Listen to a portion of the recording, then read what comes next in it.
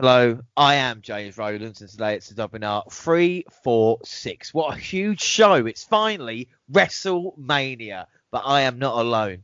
Along with me, since the journey to WrestleMania began, is the one and only JaxieScarlett. How you doing? Hello, I am doing well, thank you. Nice to be back on here. How are you, James? I'm always well, especially when you're on the show, and of course, I'm hyped for this week. We've built it up enough for the past Yes. 4 months. I don't think we could have done any more. Has the journey been worthwhile to get to this point just before we start watching Mania? Well, I mean that's debatable, but we will definitely kind of dive into what has been a massive payoff throughout WrestleMania week and what hasn't. Yeah, I think you're right. And of course, with WrestleMania week start with NXT Takeover, Stand and Deliver. Night one was Stand, obviously. Second night was Deliver. We've covered it on the WNR. Did you catch up? What were your thoughts on Takeover? Yeah, I mean, I thought that there were some really great matches on there. I mean, night one was tremendous, and you've got to give it to both Io Shirai and Raquel Gonzalez. They put on an absolute match of a main event. I wasn't as shocked by half of the wins come night two. However, I also thoroughly enjoyed that. There was a lot of content that you could take away from that, and a lot of story building that was kind of really built up and really well thought out. So yeah, overall, and all in all, I'd say NXT TakeOver Stand and Deliver stood and delivered. Hey, so that was said we had to take. Yeah, so you did there.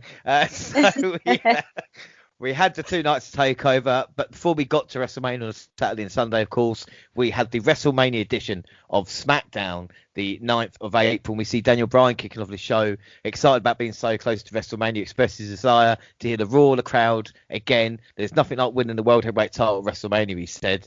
He's had a career of hearing no's, and that's made him say yes. He recalled the injury that sidelined him for 3 years. The people that said he'll never come back, he said yes. They said he couldn't tap out Roman Reigns, he said yes. Adam Pearce initially said no to the title shot. He said yes. This Sunday at WrestleMania, they're getting the best damn Daniel Bryan they've ever seen. And fired up Bryan asked, can Daniel Bryan walk out the main event of WrestleMania as Universal Champion? Yes, yes, yes. What a promo this was to start SmackDown. I mean, again, we talk about Daniel Bryan's promo on mic, and he's just always been great. But this was one of those moments where you really could feel that build up towards what he was saying and how he was delivering it. So, as always, just opening SmackDown was a really good way of, especially putting Daniel Bryan opening first, because we've seen a lot of Roman and Edge always starting SmackDown. So it was quite a nice change. Yeah, and another quite interesting thing as well is, and especially anybody who's followed Daniel Bryan's career, the fact of him being a talker or having a bit of personality, I think kind of gets forgotten about, and we see with the promo at the start exactly what he can do. And yes, Edge and Reigns might be level up. Said knocked it out of the park, didn't he? Yeah, for sure. We move on to the fatal 4-way match for the SmackDown Tag Team Championships as the Street Profits chanted Jest along with Daniel Bryan backstage. SmackDown Tag Team Champions Dolph Ziggler and Bobby Roode. Before we actually even dive into that, I was just very disappointed to know that this was supposed to be a title match. It didn't even get a chance to make one of the main nights of WrestleMania, and I thought there's some non-title matches, some that aren't wanted on the card. Why could we not have the SmackDown titles be defended on WrestleMania? Yeah, what I think they maybe because the Andre Giant Battle Royal, they maybe needed another match, and we've talked about how WWE treat their tag teams. I thought it'd be interesting maybe have the women's gauntlet match on the kickoff on the second night, because obviously you want McIntyre to have his entrance and everything like this, and then have the SmackDown tag team titles. But then again, what do you then do for Smack if it's meant to be a WrestleMania edition of SmackDown? Even though it had 2 matches, it's kind of like you put. I mean, in an ideal world, they'd put Strowman versus Shane on the show, wouldn't they? Well, I mean, that was the biggest question that I had. Like, why wasn't that on this show? Because of A, there's no title involved. B, no one in the WWE universe wanted that match. It's only probably Shane McMahon that wanted that match. Just overall, you can't really call that episode of SmackDown like a WrestleMania edition when you had adverts throughout the whole match. Yeah, I well, mean, there it's was like, yeah. I'm pretty sure there was at least 2 or 3 adverts throughout the match, and that's all good and well if that's throughout SmackDown. But if you're going to say that this is a WrestleMania match, then there shouldn't be any adverts going through it. So sorry to divert. I was just very kind of thrown back as to why the titles were like sort of not being given the same treatment as like the Raw tag titles and the women's titles, tag titles, and etc. Yeah, I think that's, like I said, it's an excellent point to make, and it's a shame that SmackDown tag team titles are treated like this, especially when you had the story in kind of Ray and Dominic, the father and son duo, that actually could have made a bit more sense on the grander stage and all. But obviously, we got onto the match, and we see Dolph Ziggler and Bobby Roode attacked from out of nowhere. From Academy joined in, followed by Ray and Dominic, giving way to, like we said, the fatal 4-way for the gold. Mysterio followed early, standing dominantly heading into the commercial break. And then back from that, Montez Ford took Roode down with a big drop kick for a quick 2 count. Newly aggressive Otis and Chad Gable halted Foles' momentum, working them over with slams. The Northern Light suplex. Ziggler joined in, and he was taken down by 4. The action broke down, following the hot tag leading to the Mysterios delivering a double 619 to Roode. A frog splash from Dominic scored an earful that was broken up by the interfering Otis. The action continues to break down, leading to a top rope frog splash from Ford to Gable. And alert Ziggler rocked forward with a super kick, and Roode off a blind tag scored the pinfall for the successful title retention. What were your thoughts? Yeah, I mean, I kind of had a feeling, because if it was on the SmackDown Go Home show and not really on the WrestleMania show, and as I said, wasn't really being treated like a WrestleMania match, otherwise it wouldn't have had adverts through it. I kind of felt like the tag titles were going to be retained, so that's why I actually guessed that as one of my predictions. And it just kind of goes to show that I was right. It is a shame because, as you said, like they really showcased Dominic and his father Ray just being a really good tag team duo. I also thought that there was like a real missed opportunity for like major return to come back and just maybe have Jimmy and Jey Uso like sort of just join the match as a surprise like there and then just kind of maybe take the titles or something like that, just something to actually make it feel like it actually is a WrestleMania match. So I can't say I'm disappointed because I kind of figured this was going to happen, but I just felt like this probably would have gotten a better pop the night after, when with the first load of crowd back as well. And so I feel a little bit sorry for the tag teams involved, because they didn't get a chance to experience what everyone else did at WrestleMania. Well, no, this is the thing, and it was a fun match for what it was, but not much surprise with the talent involved. And the thing is, when you've got WWE with multi-man matches, even though weirdly enough with tag team matches, kind of, they do deliver. And I think, like I said, it would have been a perfect place to have the be on the WrestleMania card. But what are you going to score that out of 5? So I'll probably give that a 3. Okay, I'm going to give it a 3 3/4 out of 5. I must have been ready for WrestleMania then. And like I said, predictions, we did it on the Friday night. WNR went Mysterios, and Jaxie wasn't a guess. It was an intelligent choice. A spoiler. Spoiler. Poor him would have been proud. The Dirty Dogs got the win, so 1-0 Jackson. Poll wise, the Dogs got 32%, Mysterio's got 32%, and the AA and Street Profits both on 19%. So pretty split there when we look at it. We then get a video package from Big E hyping up that WrestleMania is in his city. He's going back to his roots in much the same way as Apollo Crews has to get his mind right. We then get a video package for Randy Orton versus The Fiend, because obviously we can't get enough of that. And then we get entries of our next match, which is Nia Jax versus WrestleMania worthy, eh? We see Tamina matching Jax's Fury. Reginald ran interference, allowing the Irresistible Force to down her opponent. Tamina fought back as Natalia pulled Basil off the apron and brawled her at ringside. She rocked Jax with a super kick and flattened her with a Samoan drop. Baszler broke up the pin, drawing a disqualification for a drink with her partner. Natalia checked on her partner. This was really throwaway, wasn't it? I mean, do you know what? It's such a shame, because I actually think that could have been like one of the better matches. Tamina and Nia Jax are two of the bigger women within the company, and I just feel like sometimes they're not able to both like fully go all out because of their size. And I just felt like it was a bit of a wasted opportunity as always, and just kind of was there. Yeah, it's a bit of a shame. But then we see the Riot Squad two teams get in the interview backstage when Billie Kay rolls up. They ask why she's here, and Carmella joins them to say she's with her. The squad are laser focused on a tag team turmoil match coming up. Lana and Naomi show up as well with Mandy Rose and Dana Brooke. All four teams start brawling, and Tamina and Natty show up to clean everybody out. Neidhart calls Brooke worthless and throws her into a road case. Well, she's got a point. And a political... so that was kind of the smoz building up to... And if my mind strikes me correctly, was the match set up at this point, or it was booked on SmackDown? Yeah, it was. Wasn't it then? It was the turmoil match. It was, yeah. So it was a bit weird, really. And we see a political tack ad segment running Cesaro down, sponsored by Seth Rollins. I know we saw this at WrestleMania, but that advert was sheer class, wasn't it? You know. Oh, I really enjoyed it. I couldn't stop just chuckling throughout it. Yeah, it really, really was funny. And then we see Edge making his entrance, steel chair in hand. He sets up in the ring, which we go to a break and back from commercial. Edge gets on the mic. He said that when he dreams things, he has to manifest them because that's how things work in his world. He didn't walk away from wrestling. It was ripped away from him. He didn't forge another career off the back of it. This is all he wanted to do. I didn't come back for some greatest hits tour. He came back to main event WrestleMania. I missed 9 of them, so I won't apologise for that. He accused Bryan of weaseling his way into the main event, ruining the clash of two eras between him and Reigns. Edge claimed to set the template for Reigns, calling him Samoan Edge, based on a number of similarities between them. He cried foul, no one recognising the incredible feats he will be the Universal Champion after WrestleMania. He dreamt it, and he will manifest it. What a promo that was. I mean, it kind of Edge again is just brilliant on mic.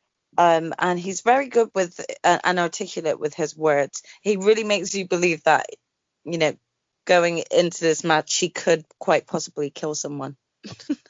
It's that look in his eyes, like we talk about. We mentioned last time out on the road to WrestleMania about maybe looking old, and then as soon as that switched to the kind of the rated R superstar, and like you said, he looks like a kid. It's the Edge that we all know and kind of love. It's really, and again, we thought Bryan did a great job, and Edge again hit it out of the park. So it's 2 for 2 at the moment in time.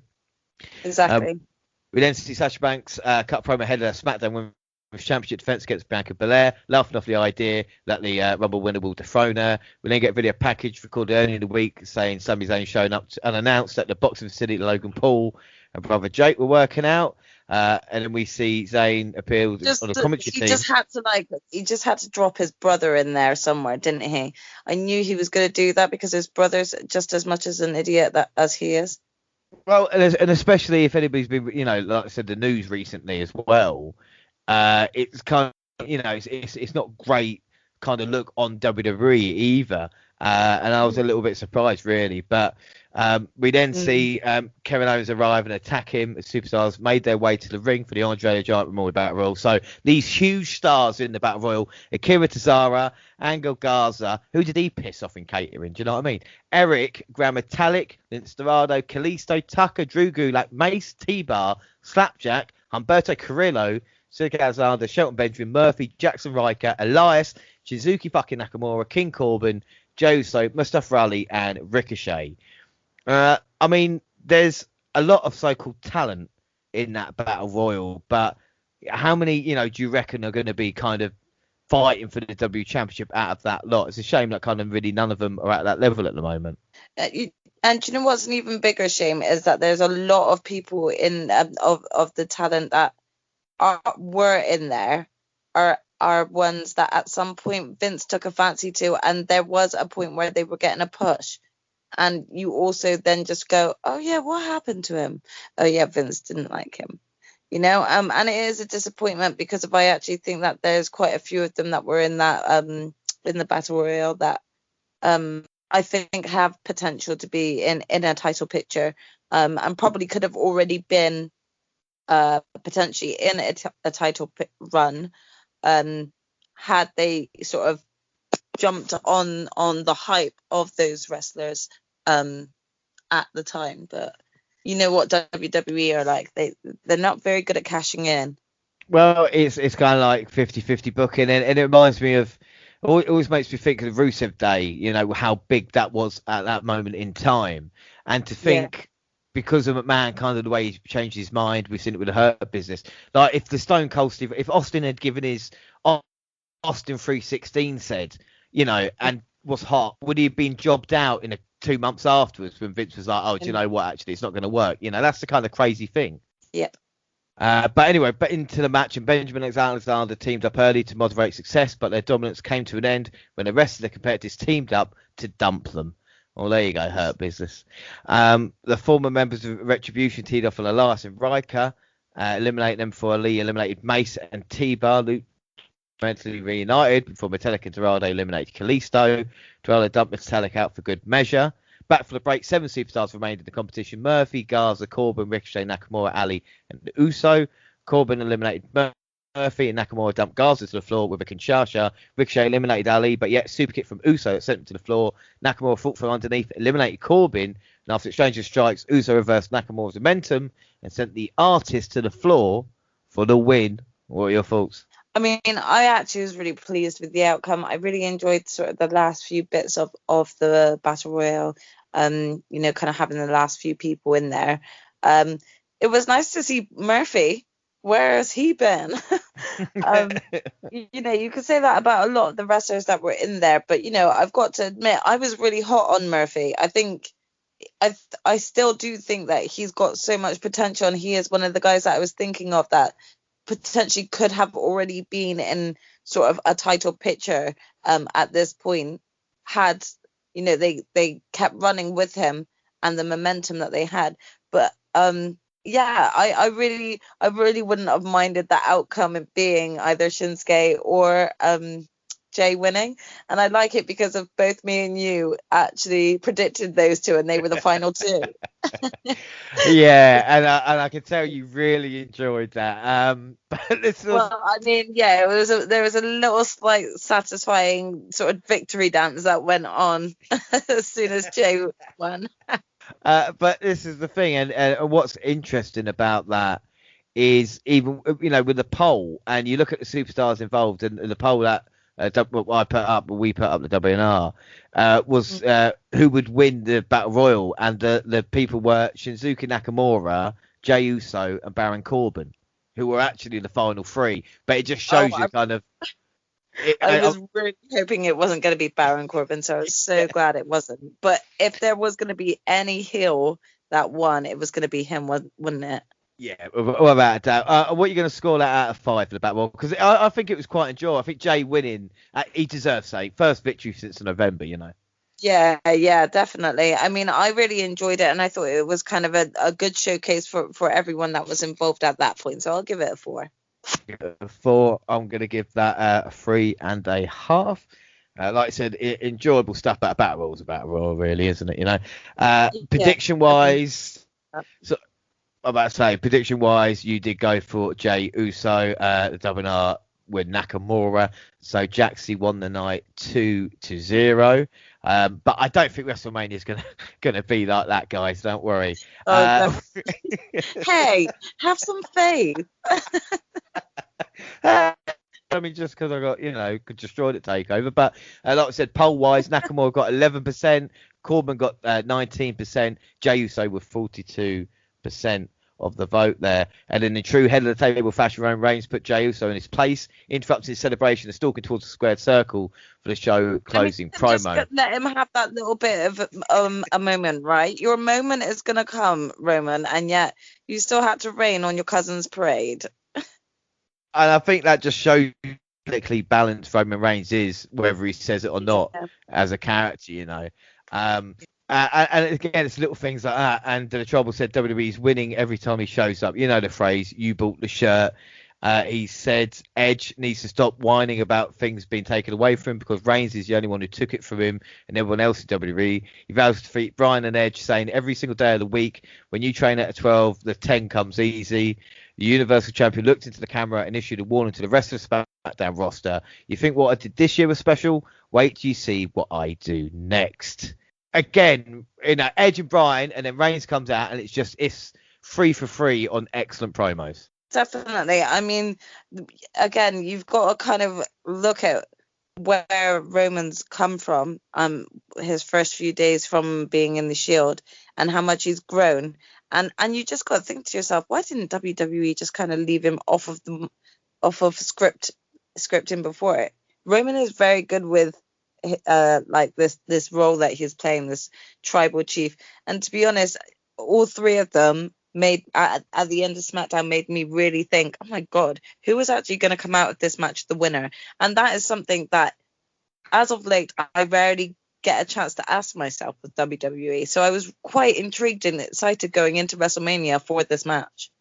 Yeah, and I think that's an excellent point, because I always feel I can't wait now, and I think that's when a show has done its job. Yeah, the matches might not be top quality, but the promo, the interest, and it's true. Yeah, towards it. Right, it's this whole weekend. It's like I seriously, anybody could win that match, and it would make sense, But we've got a long way to go before we get to the main event on night 2, because we've got to start night 1 first. So April 10th, out of the Thunderdome into the thunderstorms, and of course Twitter was going crazy at this point in time. But I mean, because we were both on Twitter, with both nights as well, and we were getting the details. I mean, was the level of excitement for the event happening like the same as the kind of the worry of the rain just washing out WrestleMania? Yeah, so I mean, again, it was very unfortunate that the heavens opened just, what could it have been, like half an hour, 20 minutes just before WrestleMania was about to start. So it was very wounding, but at the same time, all I could think in my head was, did you not get a weather forecast? Why did you have the roof open if you knew it was going to rain at some point that evening? Well, this is the thing, and when it comes to that type of planning, they should always have a contingency. But like I said, I couldn't remember. My highlight must have been Michael Cole in that little raincoat poncho. It was so funny. With Samoa Joe, one of the toughest men to ever wrestle, just like a granny, like it's in a poncho. It's just like Samoa Joe. But this is the thing, and we were getting updates as well about the wind, and getting the pictures and the videos about the seats rocking and everything like this. But we started off with a kickoff panel. Gabriel, Booker T, Jericho Lawler, Pete Rosenberg. It was great to hear the fans straight away on the kickoff panel, I've got to admit. Yeah. No kickoff match, no problem though. We had a Banks Belair promo video for the event, which was just fantastic. And this is the kind of thing, because I was saying, JBL made a great point about saying it's not about race, it's not about sex. For me, it's professional. Or for him, it's professional wrestling history. Now, I noticed a lot of things, people either disagreeing or agreeing. Personally, I mean, we talk about the main event, Belair and Banks, and yes, it's historical in many ways. But for me, this is as an important match as like a Takeover Brooklyn with Banks and Bayley. But that's how I'm looking at it. But am I wrong too? Should I be more informed? Or I mean, how are you looking at this main event? In what way were you coming from it? So I mean, for me, I think or for any person of color, I think we can see that it means something bigger to us, and I think that that's just kind of where the misunderstanding of how his wording came across might have been misunderstood on Twitter. Now, I wasn't necessarily angry with what he said, because it's partly true. I mean, especially without it sounding wrong, because I am part white myself. When you're looking at it from a person that a white person, it's not gonna have that same sort of significant impact that it would say have a young girl of color who has grown up watching wrestling all of her life and never to see two black women in WrestleMania, let alone the main eventing it. Do you see what I mean? So I think I think there's a difference, because I don't think that even if we described to you how significant or important that type of match is when it comes to representation, it's also not wrong for them to then have their own view on why they think it's going to be a really significant match. Do you see what I mean? So it's going to be a significant match either way for any person of color and anyone else watching that's not a person of color. And I think it definitely would then have an impact, regardless as to whether or not it's the same impact. But this is why it's so difficult, because it's like the thing. This is the first time I've ever spoken, about race specifically, or a certain point, because and again, I don't want to be you're not talking about it, so you're part of the problem, so to speak. But for me, and with this podcast, and it's even like with you being on, and the fact that you're a woman, but I'm not. It's not, for me, it's not important because it's your opinion and the back and forth, so to speak. And it's the same with Monty, and it's the same with the Ultimate One as well. Is the fact is, especially for the podcast as well, and what we do is that we're looking at the show. For me, it's as important for women's division.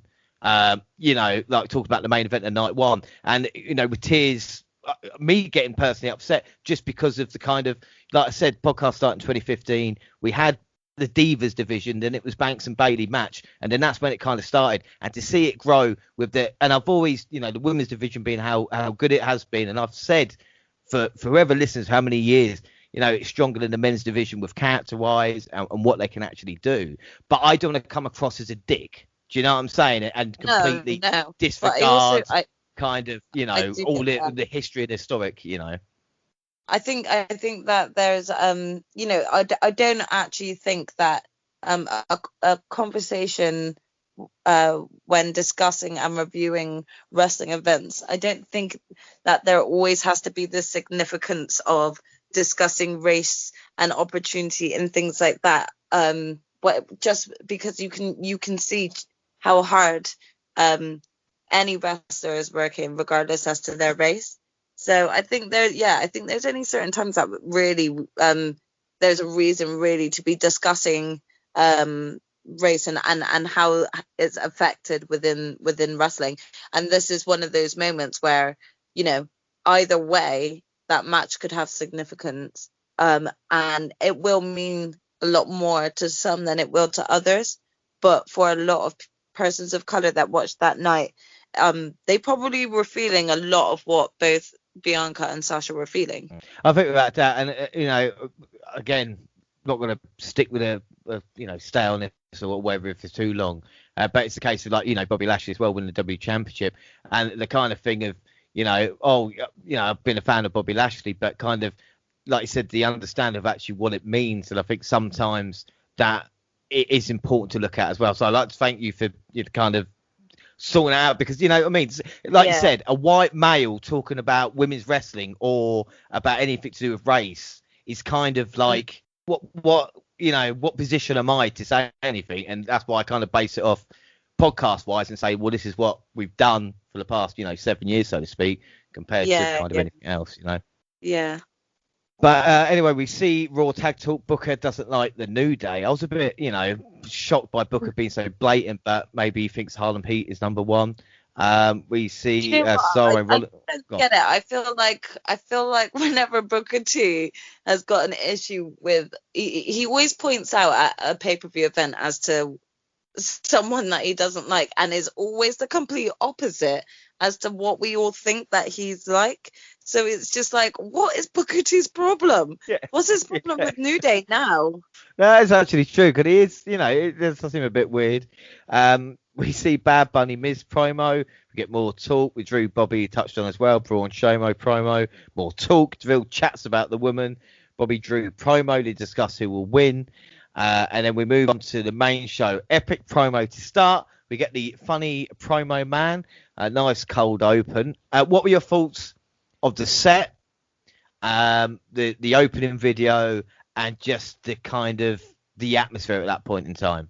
I mean, I think it was quite an overwhelming one to either be watching from your TV screen or actually whether or not you were watching from the crowd. Because to be honest, I don't really remember much from the opening sort of video promo, because I was just really excited to be seeing the crowd, to be hearing the crowd. I was wowed by the set, although as soon as I saw all the sails and they'd been ripped to shreds, I felt really bad for them because I could tell what they were trying to do with it.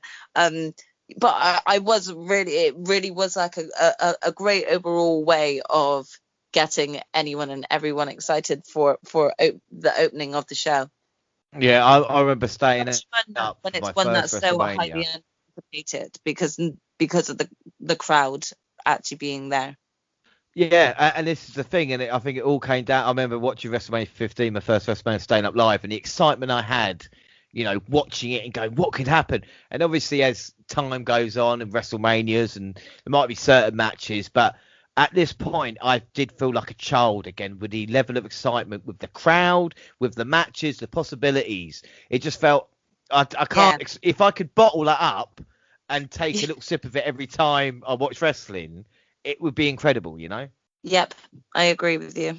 So, like I said, so excited. And I could, not long now. So we're going to start off in Vince McMahon. The entire roster was on stage as the show opened.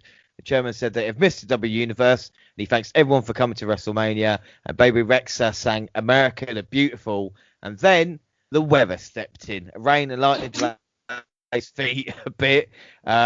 This is the first time, and a lot of people were asking on Twitter as well, first time ever that any sort of rain delay has happened, especially at WrestleMania. We've had a problem at WRESTLEMANIA with a thunderstorm where the whole show kind of had to get cancelled. But this was something unreal. Do you think they were just fucking with us at this point in time when they're going, you're going to have to wait another 40 minutes after we got to this point? I mean, like, you started to think to yourself, really, is it more a case of like, is the more like the powers that be up there, are they just trying to F with us right now? Are they trying to go, psych, you ain't getting this, or something like that? So and you did have to think about it. Well, you get the AEW fans going, well, Tony Khan's done it. Like, fuck off. Why don't you go watch? Oh my gosh, I saw Elevation. So much of that. And I was just like, oh, what? Shut up. Why is it always got to be with Tony Khan? Why has it got to be about Tony Khan? It's stupid. Well, we get a lot of advice promos, though, and they were entertaining and clearly unscripted. The New Day stands out, Seth Rollins as well, and of course McIntyre. It's kind of reminiscent of the classic pay-per-views full of used video packages to push views, did quick pre-match interviews. It was surprisingly entertaining and helped make the rain delay more bearable. What are your thoughts, like I said, of the unscripted kind of promos beforehand? I mean, I actually really liked them, and I thought it gave the wrestlers an opportunity to really kind of just show what they can do and show what they've got to offer. And to be honest, as each promo was going on, so more and more, one's better than others.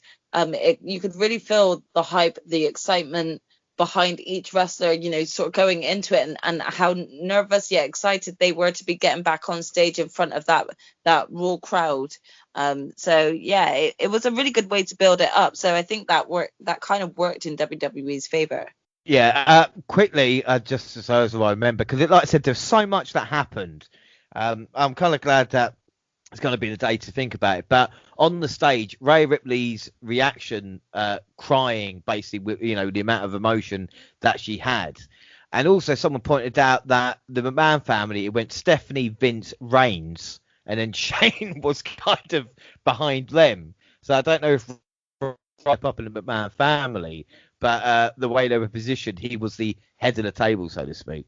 Yeah, I think that they had done that as well purposely because of the fact that he's calling himself that now, and they wanted to kind of like take that literal, Yeah, but like I said, if they did it but this is the problem with WWE, and this has been a WWE fan, you go, did they do it because of that, or was it just fucking random? And they, do you know what I mean? Like, that's you've got to question it whether or not they're just like, do you know what? Let's say we did it like that. We planned it like that because we're that smart, and for a fact they're not that smart. Yeah, we booked it in the year in advance, guys. Like we knew this was going to happen.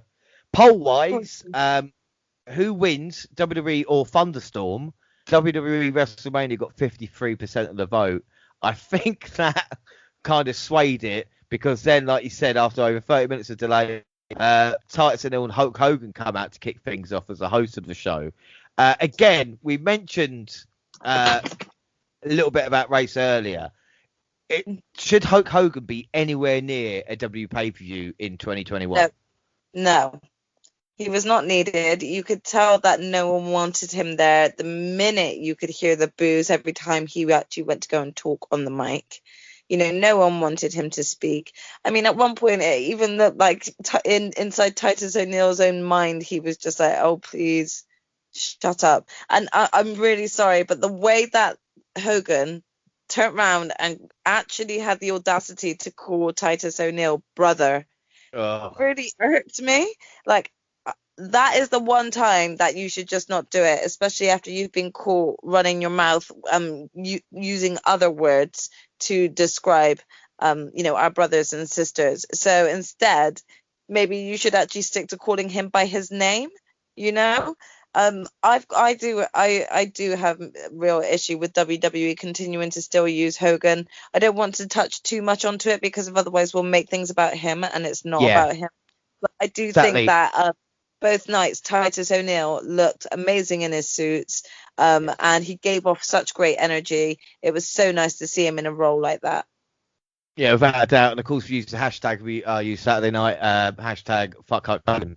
Anyway, Drew McIntyre made his way to the ring at the 40-minute mark to battle Bobby Lashley. We get Cole, Saxon, and Joe on commentary, kind of dried out a little bit. So the W Championship on the line, and the emotion in Drew's face as well as he came out and the crowd erupted. This was a beautiful moment, isn't it? Because the man who is led to charge. Type moment. It was beautiful, like I said, through the whole kind of pandemic era as it's known now, and then finally having that reaction. And I was ready for this. And we talk about a match, what we're most looking forward to the entire, the day.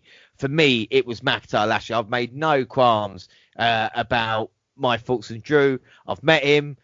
He's a lovely guy. He signed my Rangers t-shirt, but it's not about me. It's about him winning the W Championship here tonight. They locked up and the crowd popped immediately. They came to a stalemate and locked up again. The almighty stand up McIntyre popped right back to his feet. The Scottish Warrior hit a belly-to-belly suplex. Lashley got back to his feet too. They traded a few insults before both men started throwing punches. The champ took control when they took the fight to the ringside area. McIntyre went for an armbar, but Lashley countered and unloaded him with forearm strikes. I will say when they went outside, you could see the puddles on ringside, which has got to be really dangerous as well. We've got to have a match. Terrifying for the wrestlers if you're there and you're like, oh god, we've got to wrestle kind of near there. Yeah, I mean it's awful. And then McIntyre hit a nice Northern Light suplex. The Almighty hit a nasty spine buster for still going to get the pinfall. The Scottish Warrior hit a reverse Alabama slam, but the W Champion kicked out at 2. Neither Quebec could get the upper hand for long. Lashley countered the Claymore with a spine buster, but didn't keep McIntyre down for long. He grabbed Lashley and hit 3 Future Shock DDTs for a close 2 count. MVP pulled him out of the ring to avoid the Claymore, so McIntyre took both men down with a dive over the top. I know the Undertaker's retired now, and I know it's not going to be the spectacle, but when I saw Drew, his size flying over the top like that, that's the kind of vision that I got at that point. And again, I was really into this match.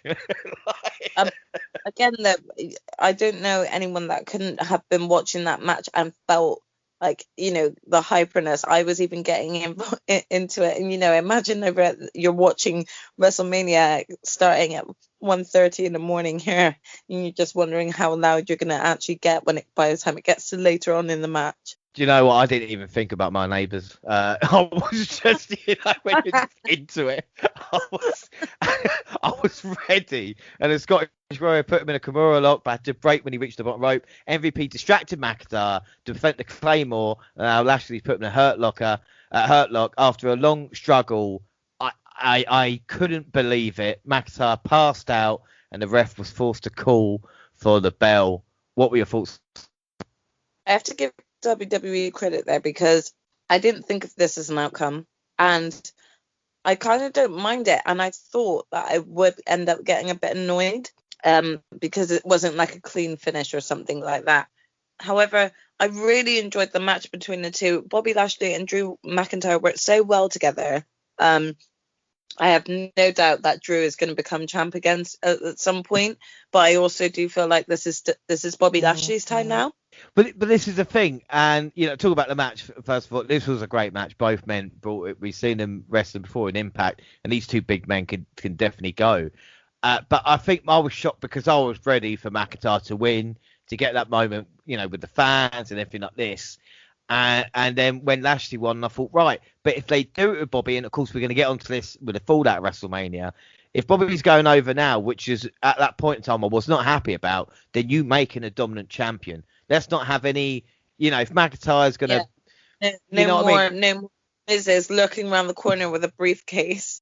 Well, and it's not even that, but then have McIntyre go away, and if you're going to build up the feud, and if it's going to build to a moment at SummerSlam or something like that, then fantastic, or help someone else out. But we mentioned this on the road to WrestleMania. MVP's distraction. Wouldn't it have been better in the storyline and for everyone else if it was Shelton Benjamin and Cedric Alexander coming out to help Lashley retain the championship? And then you have, This is exactly what I thought. And then just literally just giving it to us where, we get them reunited at the end as the Hurt Business as well. But no, I was very disappointed to see that happen. Well, for me, when McIntyre passed, I was going, no, you haven't passed. Wake up. It was, I couldn't. But, and everybody on Twitch going, oh, mate, and I go, no, it's fucking ruined. I just got caught up and was just, oh my God. But like I said, what a great matchup. What a great match in itself. So many moments. What are you going to score that out of 5? I'll probably give that a 4. It was a really good match. Yeah, I'm going to give that 4.25. Like I said, I'm finally over it a little bit. I have finally managed to go back and re-watch the match. I went back and watched the complete night one and didn't watch that match because I was like, I'm just not ready. I've done it now. And what a great way to start WrestleMania. I've got to admit that, Yeah. Prediction wise, of course, Jaxie, after kicking our ass in SmackDown, came back for WrestleMania night one. We both went for McIntyre, so it's 0-0 to start. Poll wise, Drew got 69%. We mentioned about, McIntyre. Why was it the right choice for Lashley to win in your eyes? Because as much as I can sympathize with how long it's taken Drew to get to where he is, I would argue that it's exactly the same, if not longer, for Bobby Lashley. And for someone of his size, someone with his talent, to have been wasted for so many years on WWE without having won a main title once before this point is beyond ridiculous. So I don't think it's very fair to give him the title on a random night of Raw and then give him his WrestleMania moment where he's not even sort of been a long-standing reigning champion that long. I think that you can get he's such a talented wrestler that you could get so many different matches out of different wrestlers going against him, and he would have absolutely amazing matches. And I think that's been underlooked for too long. So I feel like it was really justified with him winning, because there's no way that with the momentum he's got, he's ready to lose it.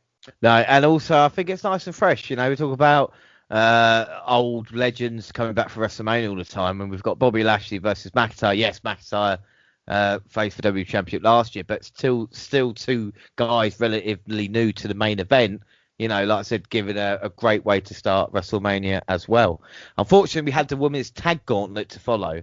And Lana Naomi started this. I love how you said it like that. Unfortunately, that was a shambles. That was awful. Yeah, it wasn't great. We get the new pairing of Billie Kay and Carmella, and after Mella took control, Lana hit a leg sweep and brought Naomi in to take control.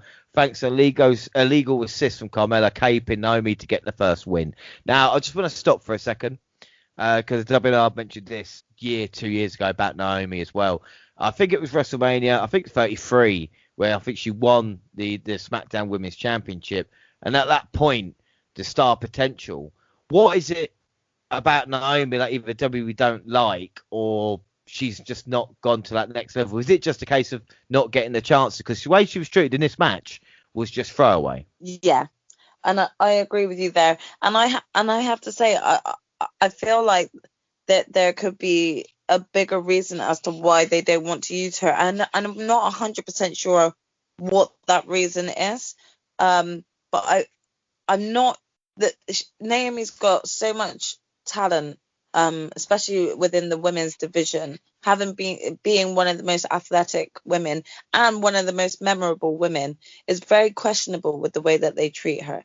And it's really hard to kind of see again another woman of color that's just kind of being held back.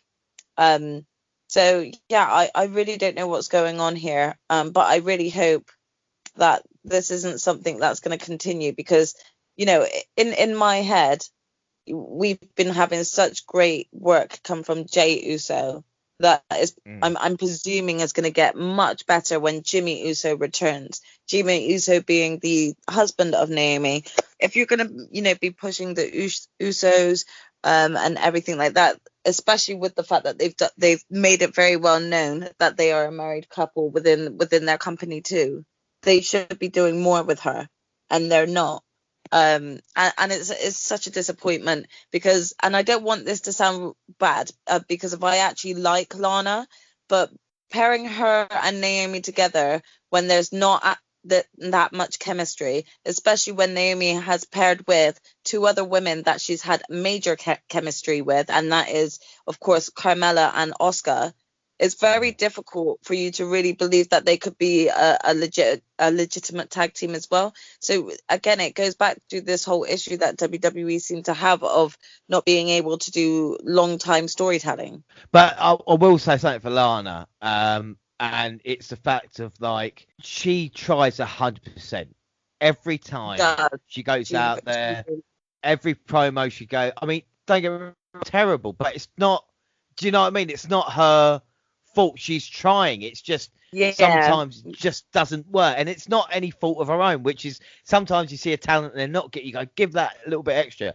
She tried, and, you know, fair.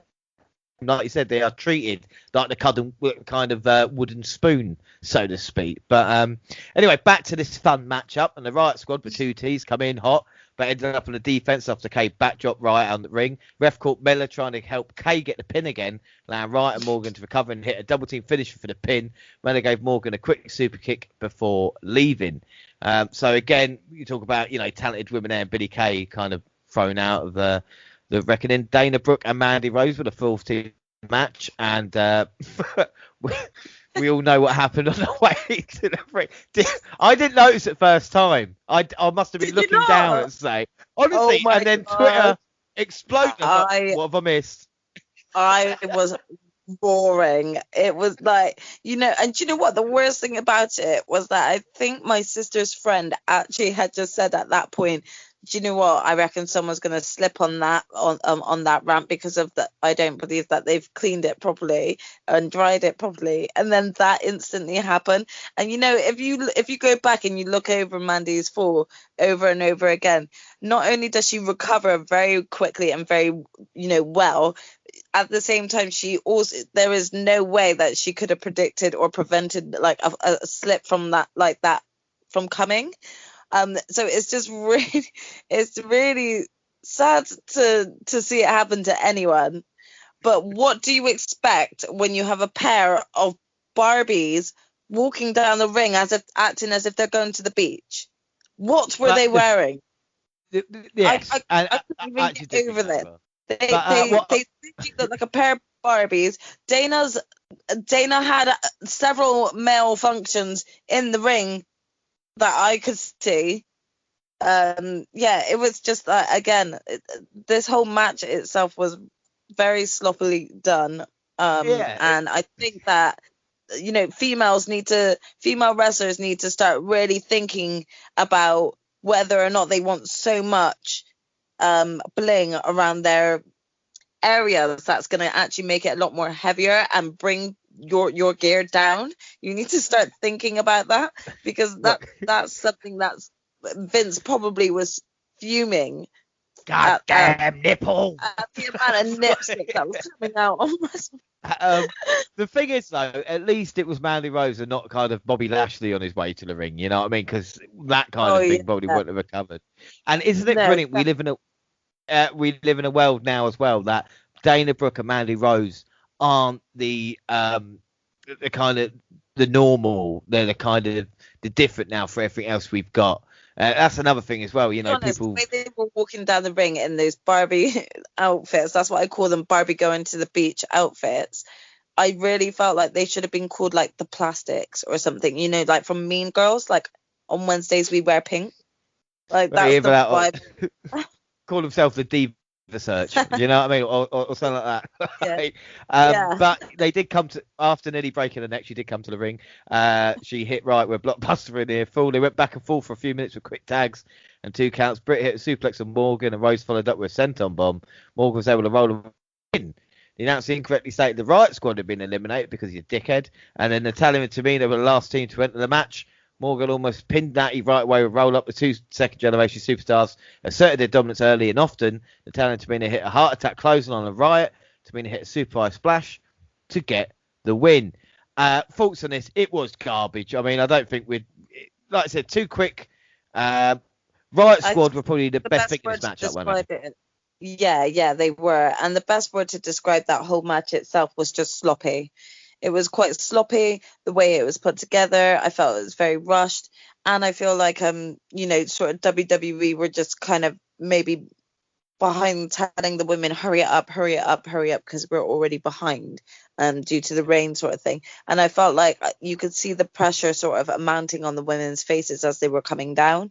I also just think that, you know, if you're going to do a match like that, especially for WrestleMania, have all teams out at the same time, because I don't think it's fair, you know, when some teams get a bit longer in the ring than others because they're obviously having to wait for their turn to come out. When I felt like we probably would have gotten a much better match if it was just like an actual sort of turmoil again. Yeah, like, no, I completely agree. Yeah. You know, like just being in there, I think that would have made a lot more sense, you know, like sort of maybe an eliminating match. Yeah. Something had to be done, and there could have been a way to kind of liven this up. I will say about Billie Kay as well, she was challenging Damien Mizdow by trying to mimic Carmella's mannerism during her entrance. It was funny, but also a reminder of how far Kay has fallen since the Iconics split, and we were desperate for a reunion here of the Iconics as well, and we just didn't get it. No, I was so disappointed. Again, another thing that I felt like just WWE just decided not to kind of jump on the bandwagon of, which is probably what you wanted because of the fact that they've got all this fresh new crowd. Why would you not want to give them the biggest hop, the biggest hype? And that was a perfect and easy hype that you could have gotten from them. Yeah, I think that. Out of 5 for the match, I'm going to give that 3 out of 5. What are you scoring that? Yeah, I mean, I thought it was really sloppy, so I'm going to give it a 2. Harsh, but yeah, such is life. Prediction-wise, both. Yeah, it was sloppy. Both went for Kay and partner, so neither of us were a point yet. Start WrestleMania, so good. Poll-wise, Lana got 41%, Natalia 29%. So everybody thought Lana and Naomi would actually win. Well, that's probably because they probably deserved the shot the most out of all teams that were there, really.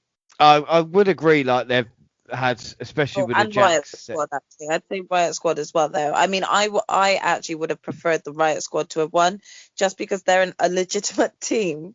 But yeah. I think Riot Squad were the kind of stars of that show, and I think the only kind of positive. They deserve more than what they're getting right now. We're moving on to our Cesaro versus Seth Rollins, a match we've all been looking forward to see. And as soon as the bell rang, Cesaro hit a huge uppercut, tried to grab Seth Rollins for the big swing. Messiah avoided it, but couldn't avoid the corkscrew springboard uppercut. The Swiss Cyborg hit a beautiful dropkick to Rollins on the top rope. Rollins countered the gut wrench suplex and hit a buckle bomb for a 2 count. He started to focus Cesaro's arm to limit his uppercuts. He jumped up the top rope and hit Cesaro with a suplex and a Falcon Arrow for another near fall. Cesaro cornered him in a flurry of uppercuts for he turned Rollins inside out with a clothesline.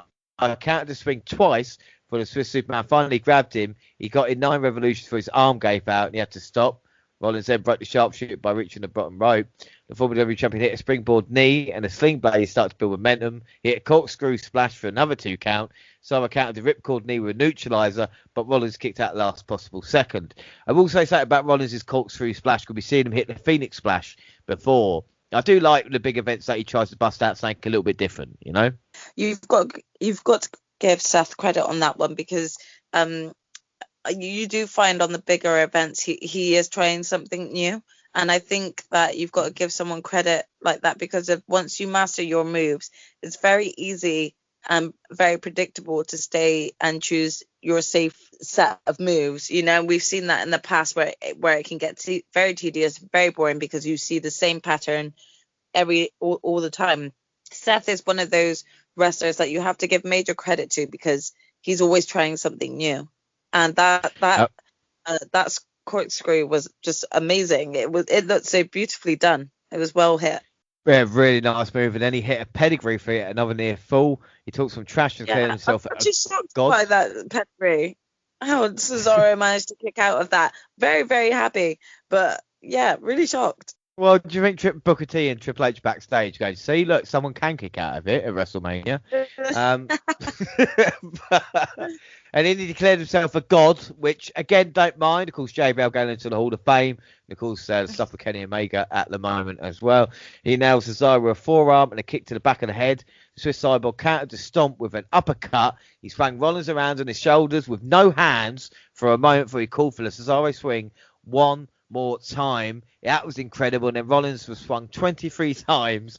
I can't believe I'm saying that. 23 times before Cesaro hit the neutralizer for the victory. The last portion of this match for me was perfect. What were your thoughts? Yeah. I mean, I loved this match. This was one of the best matches of the night, and I was thoroughly entertained by it. Again, as we said before, Seth Rollins works really well with just anyone. He's very good in the ring at work and working with people and overselling, you know. And yeah, the moment that Cesaro was swinging Seth with no arms was the moment that I knew that WWE have finally realized that they are sitting on treasure with Cesaro, and now they're going to push him like they rightly should. It was. I mean, like you said, you see people, you know, like the Canadian Destroyer off the top of a ladder, or 450 or something. But to do that, it was so impressive. Like the strength, the rotation, the weight, you know, a move like that, it for me is as incredible as kind of anything like a dive off the top of a cell, because it just shows you the kind of the coordination, the strength. And it's just so impressive. Like I said, the closing sequence where, you know, Rollins tries that kick again and Cesaro catches him into the stomp, neutralizes, job done. It was just, everything was about making Cesaro, like he's talking about, a star in this match, wasn't it? It really was. And do you know what? It just goes to show that if you do let him do what he can do in the ring, it pays off. Like if you actually go back to, you know, maybe this time last year or maybe just a little bit before, like, this time last year, a bit further back, he was, you know, one of the well-known jobbers, let's say, of wrestling at that moment in time, and was just sort of jobbing out to the smallest of people, even to the likes of Baron Corbin. And it's like, you know, when you compare what he can actually do in the ring, like what he did with Seth that night, there's just no comparison. And you just think to yourself, I really hope that WWE are going to continue this push with Cesaro. He deserves more than just a WrestleMania moment. Yeah, he deserves a world title opportunity, and you know, everybody be saying that, and people be saying it for a long time, and this just showed, you know, this is a great Mania match. This is one of these, like, middle of the card, you know, like I said, not a title on the line maybe like this, but it's just perfect because the guys are kind of giving everything that they've got. What were you going to score that out of 5? So I'm going to give that a 4.5. Yeah, I'm going to give it 4.5 as well. If the title was on the line, it would have been a 5. It was near on perfect. I'll have Seth doing this all day long, you know. Prediction-wise, we both went Cesaro.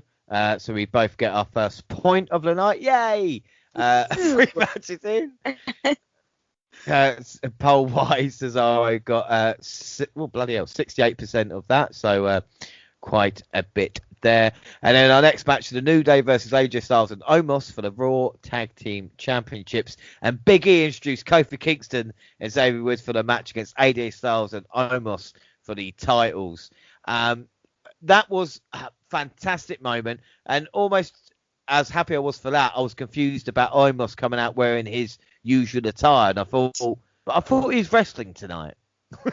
Honestly, I was sat there for so long just saying the same thing over and over again because I really couldn't comprehend whether or not Omos realized like he's in this match tonight or not, or whether or not he genuinely thought he was just accompanying AJ to the ring, because I was like, what is he wearing?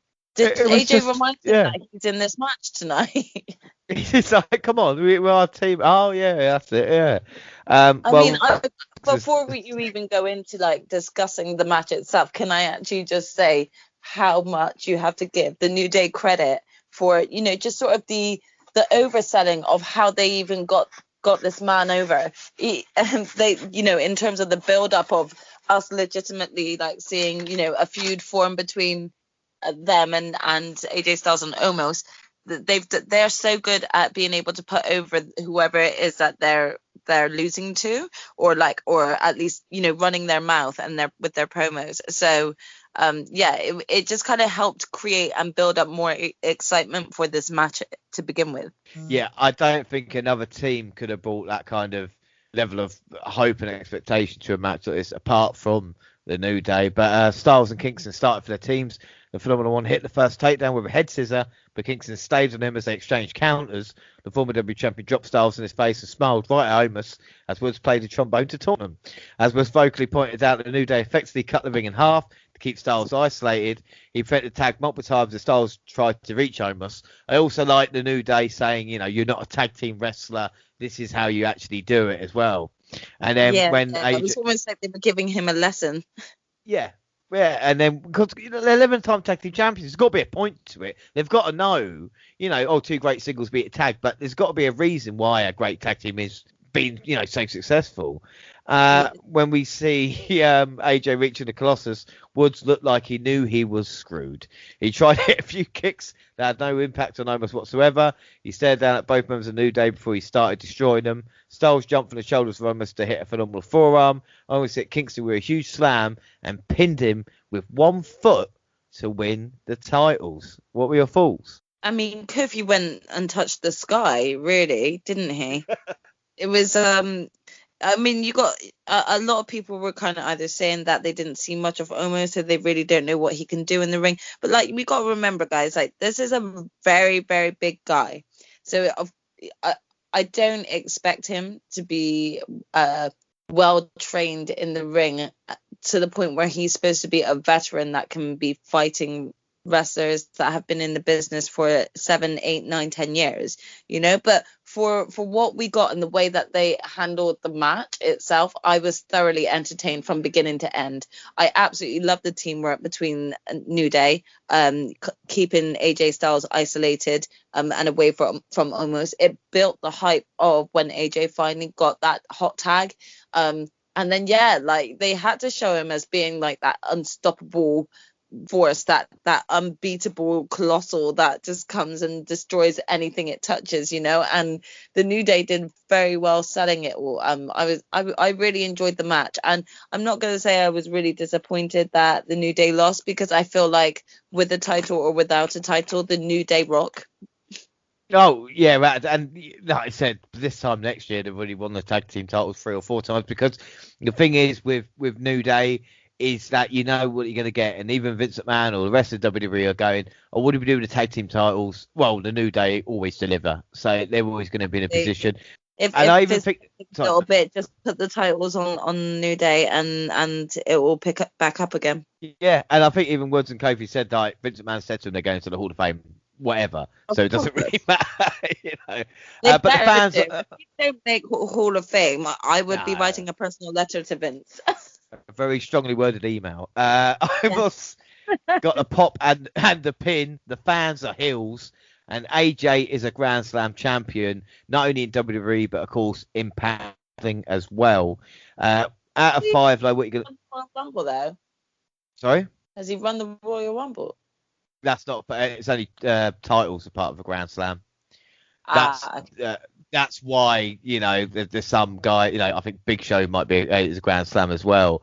But this is why it's more impressive when you get your Edge. I put Edge because obviously a couple of Rumble wins, Money in the Bank. He's kind of done everything, so to speak. yeah. But AJ again, AJ himself has, since he's arrived in 2016, and finding position on the card here, he did well. It was a good match. I'm going to give it 3 3/4 out of 5. What are you scoring it? Yeah, I'll give it 3.5. Yeah, this was better than it should have been. Predictions, we both went Omos, so it is 2-2. Poll wise, AJ got 73% of the vote. Up next, Shane McMahon versus Braun Strowman, steel cage, the match that no one wanted to see. But here we go. Shane McMahon was out first, and he held the door closed so Braun Strowman couldn't get in. This led to a last Jackson Riker attacking him with chairs at ringside. They threw one in the ring so McMahon could use it, and the match began. He beat down amongst the men with several shots to the back and legs. Strowman stopped him from escaping through the door, so he tried to climb the cage. Shane McMahon tried to keep his distance, but once he was forced to engage, he used his quickness to avoid the powerhouse and hit a series of strikes. He somehow saw a piece of sheet metal from the top of the cage and hit Strowman, if you do count. He hit the coast-to-coast drop kick, but Strowman kicked out 2. Elias and Riker tried to get him climb onto the ring until Strowman hit the cage wall to send them crashing to the floor. And McMahon hit the Monster Monk member with a toolbox before he climbed over the top of the cage. He was about to win when Strowman trapped one of his hands against the cage. He then ripped the cage wall down before McMahon back in. They ended up standing on top of the cage and Strowman threw Shane all the way down to the mat. He climbed down and hit a power slam for the win. What were your thoughts? I mean, I was like kind of washing up in between this match because I didn't really care for it. But I must admit, I was quite impressed when he ripped open the cage. I didn't expect that. And overall, it was just another excuse for or reason for Braun to be able to beat up Shane. I didn't feel really much significance come from it. And the only thing I really thought was, if he doesn't pin Shane in the ring for the win and he leaves the ring instead, that makes him look even weaker because he's a big guy. He should be able to just beat Shane down and get the win. So I was happy that he actually, pinned Shane for the win. But yeah. The thing is, it was what it was. We weren't expecting, Gotch and Hack and Schmidt or whatever it was, but we knew we'd get a couple of bumps in the ring. And like I said, Strowman, this reminded me of do you remember when they had him as a monster, like destroying shit on Raw every week when he was exciting and fun? Yeah. And, and this thing is, I'm not going to get excited now and go, well, with this victory, Braun is going to be right back to top, because there's obviously something there that WWE haven't pulled the trigger on and made him top guy. Again, when you look at where he was this time last year, like facing the likes of Goldberg for the title and winning, and now he's in a steel cage match with Shane McMahon. It's like, God, how much has he fallen? Yeah, well, to be fair, he fell about 15 feet. No, Shane did. He did. Again, out of 5, that's terrible. Out of 5, what are you gonna give the match? I'm gonna give it a 3.5. I'm gonna give it a 2. Oh no! I'm really sorry. I have no interest in Shane McMahon, and I don't think it did anything to boost Braun Strowman's career. So I had no interest in it whatsoever. Yeah, which is great. You had no interest in it. You were doing the washing up, and yet you still beat me at fucking predictions. How does that? How does that work? Like it's a spoiler. I told you I work with Paul Heyman. Me and Paul Heyman are tight.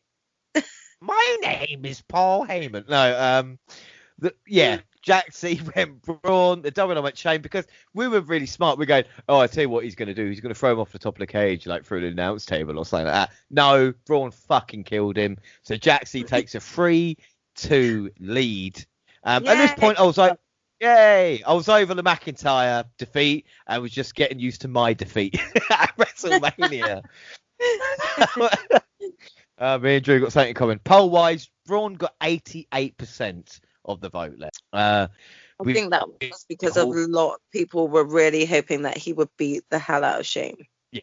Yeah, but we expect a squash at WrestleMania, don't we? And maybe people thought it was going to be that one. We see the 2020 Hall of Fame class out next, and then we see a trailer with Austin about next year's WrestleMania. And if Stone Cold doesn't host the event, I'm not watching it. I don't care what anybody says.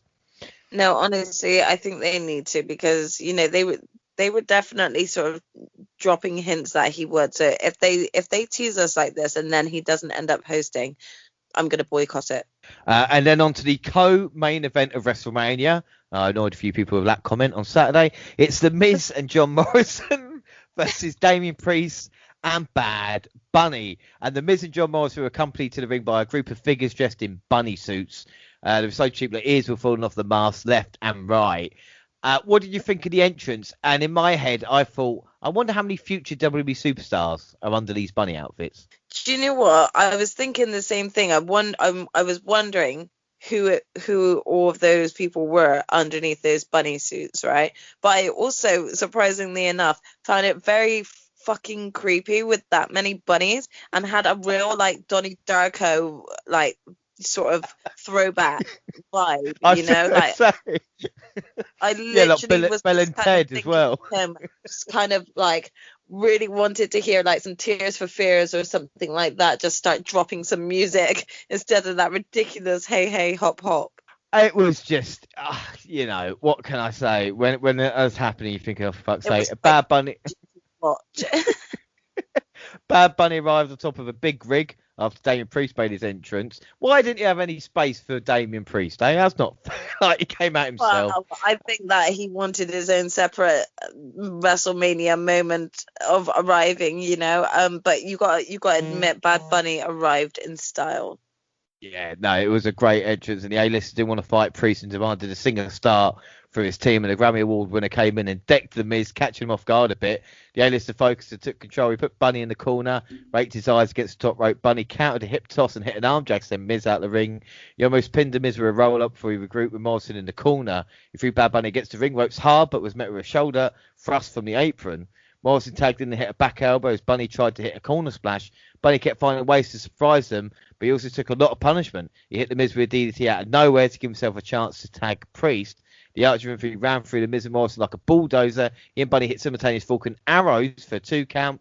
Bunny hit Morrison with a Canadian Destroyer at ringside, where he helped Priest finish off The Miz with a double team move before using a crossbody of his own for the win. Thoughts on this one? Big props to Bad Bunny.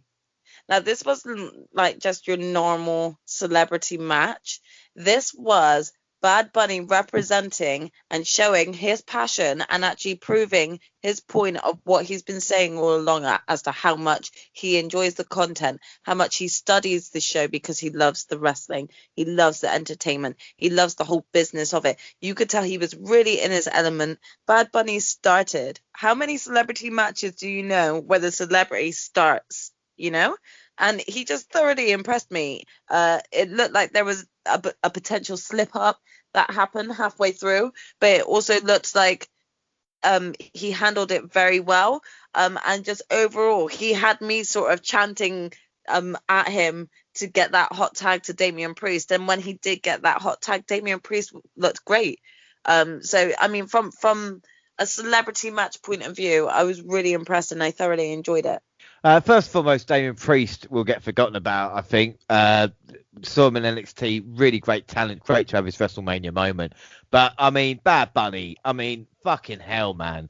Like, you talk about, like I said, usually a celebrity will have a couple of spots in it, won't work the majority. You mentioned the kind of performance center. We did a yay and nay as well about what people thought, and my God, so many negative reactions. I can't think of one person that would, well, I can think of one, we'll get onto that in a bit, that was negative about what Bunny did. Because, yes, the spots were rehearsed, but when does a celebrity match work out so well? It's brilliant, wasn't it, you know? Yeah, exactly. I think that you've got to give it where credit's due. When you go and compare his match to other celebrity matches, when do you see half of the celebrities do what he did in the ring? And so I was really impressed, and I'd like to, or I'm hoping that we might potentially see him come back again at some point and just see that he's progressed even more, you know? No, that's it now. But like I said, he's Well, impressed. no, Leave, not as quick, a regular, quick, not as wash a your regular heads. thing. I just mean as that sort of celebrity spot. Like if we see him in a celebrity spot again, I because we tell you know he's what. going on tour, he's going on tour and everything like that. So we know he's not like dead set full time interested. But I would be very very happy if he was that celebrity that comes back for an occasional match. Yeah, or surprise entrant in next year's Rumble. I'll take that maybe. But like you said, like Bunny, See what's how he really does with 30 other men in the ring. yeah. I was impressed. I was more so impressed with Bunny's debut than Ronda Rousey's debut at WrestleMania in a tag team match. 3 or 4 years previously, because Rousey was an athlete. Bunny is not. Like we talk about, he's a singer, and to do Yeah. that was great. What are you going to score that out of 5? Yeah, I thoroughly enjoyed it, so I'm gonna give it a 4.5. Yeah, I'm going to give that 4.5 as well. Brilliant stuff. Both went Bunny, so it's 4-3 Jaxie. Predictions with one match still to go. Poll-wise, Bunny, 80% of the vote. And then Sasha Banks versus Bianca Belair, making history, becoming the first 2 black women to work the main event of WrestleMania. Both looked like they were on the verge of tears as the crowd began to cheer. And as we spoke about earlier, I can't really mention it. What were your thoughts and feelings? The introductions, the entrances, and everything towards this main event. First and foremost, both women looked absolutely incredible. I loved their ring gear, their makeup, their outfits, their confidence coming to the ring. They just looked absolutely incredible. Again, as I'll say, and I don't like to preach about it often, but as a person of color, someone who's grown up as a young girl watching the likes of China and Lita and Trish, and seeing the likes of Jacqueline always just sort of always on the sort of middle side, whereas not really getting those title shots like the others. To see those 2 women in the main event, yeah, I definitely felt like Sasha Banks and Bianca in that moment, just, a very teary moment. Not one where I was actually crying, but just teary because it was such a powerful moment. And again, as I pointed out before, I don't think that it would be a powerful moment for everyone.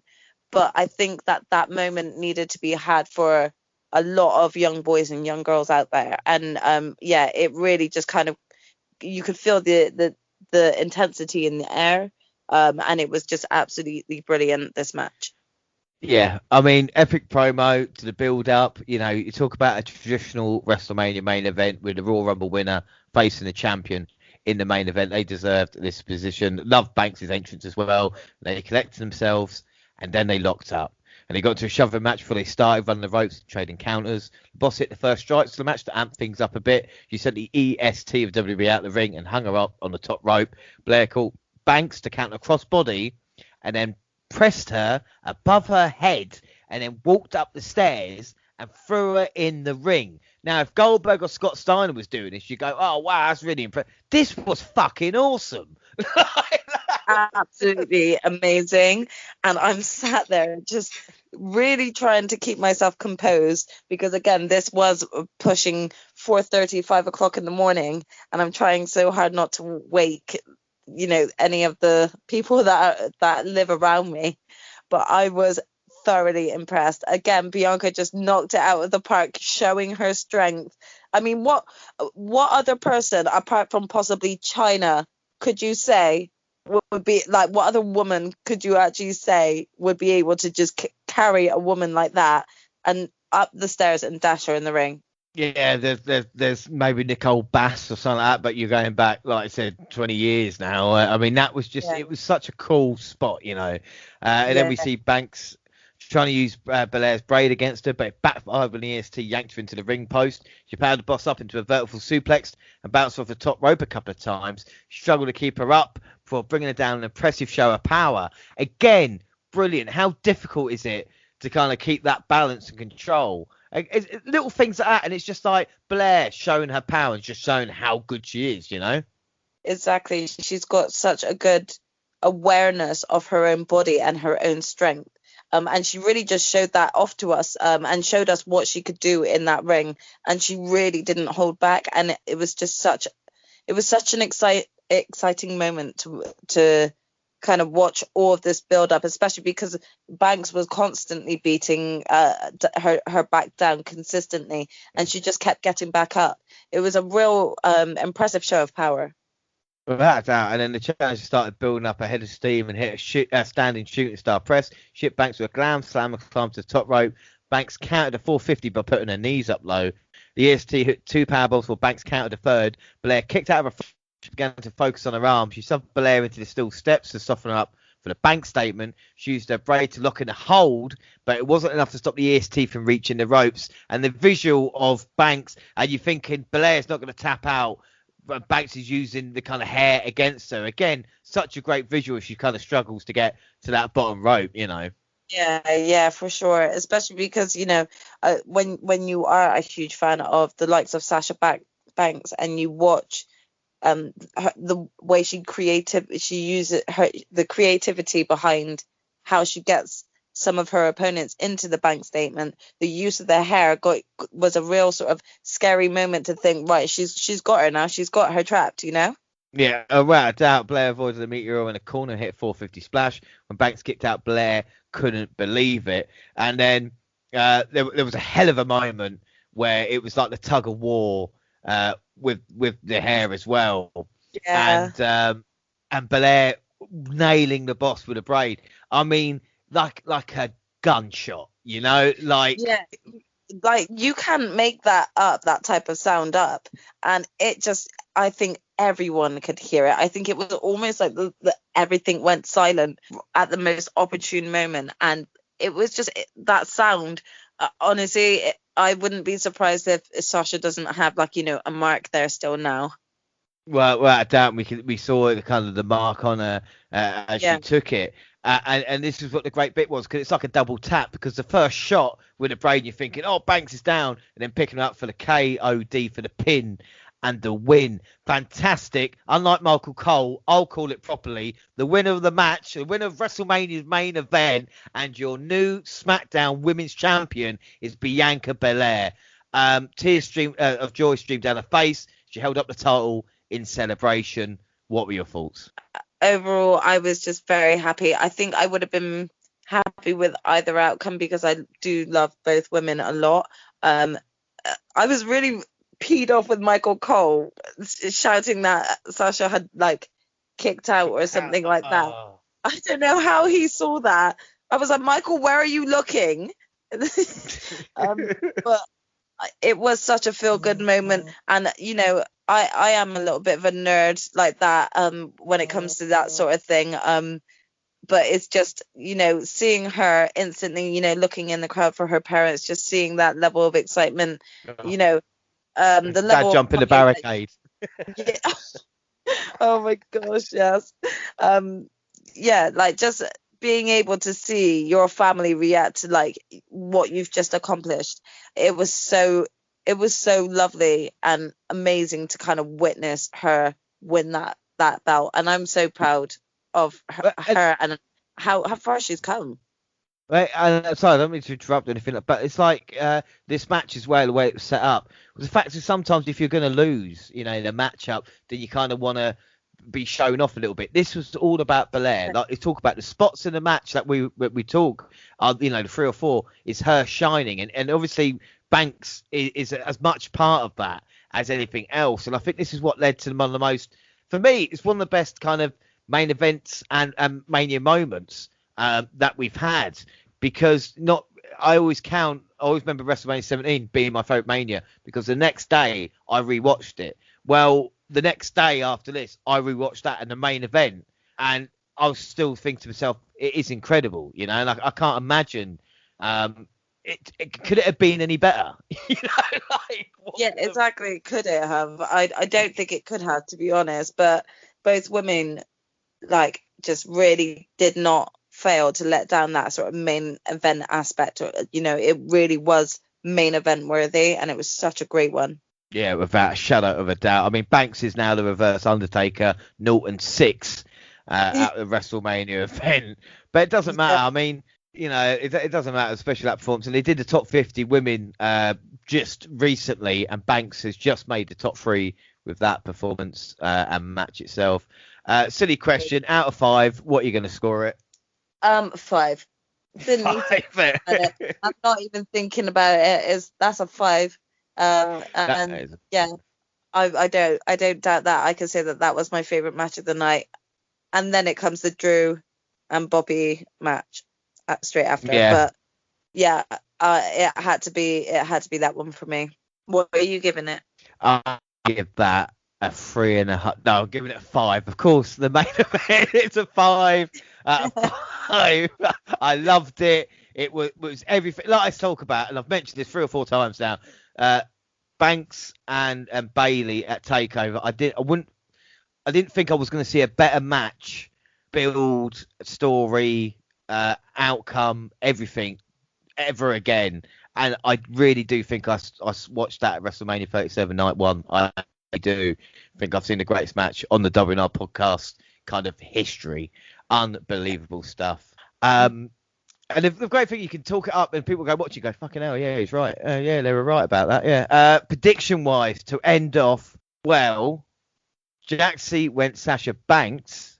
The WNR went Bianca Belair, which means the final scores, it's a draw for all. I knew I should have gone with Bianca. What made you sway towards Banks? So I don't know. I felt like because they've done that with Asuka, where Asuka won the Royal Rumble and then lost at WrestleMania. I was wondering whether or not they were just going to kind of play it safe and keep the belt on Sasha for the moment, but maybe have some sort of DQ.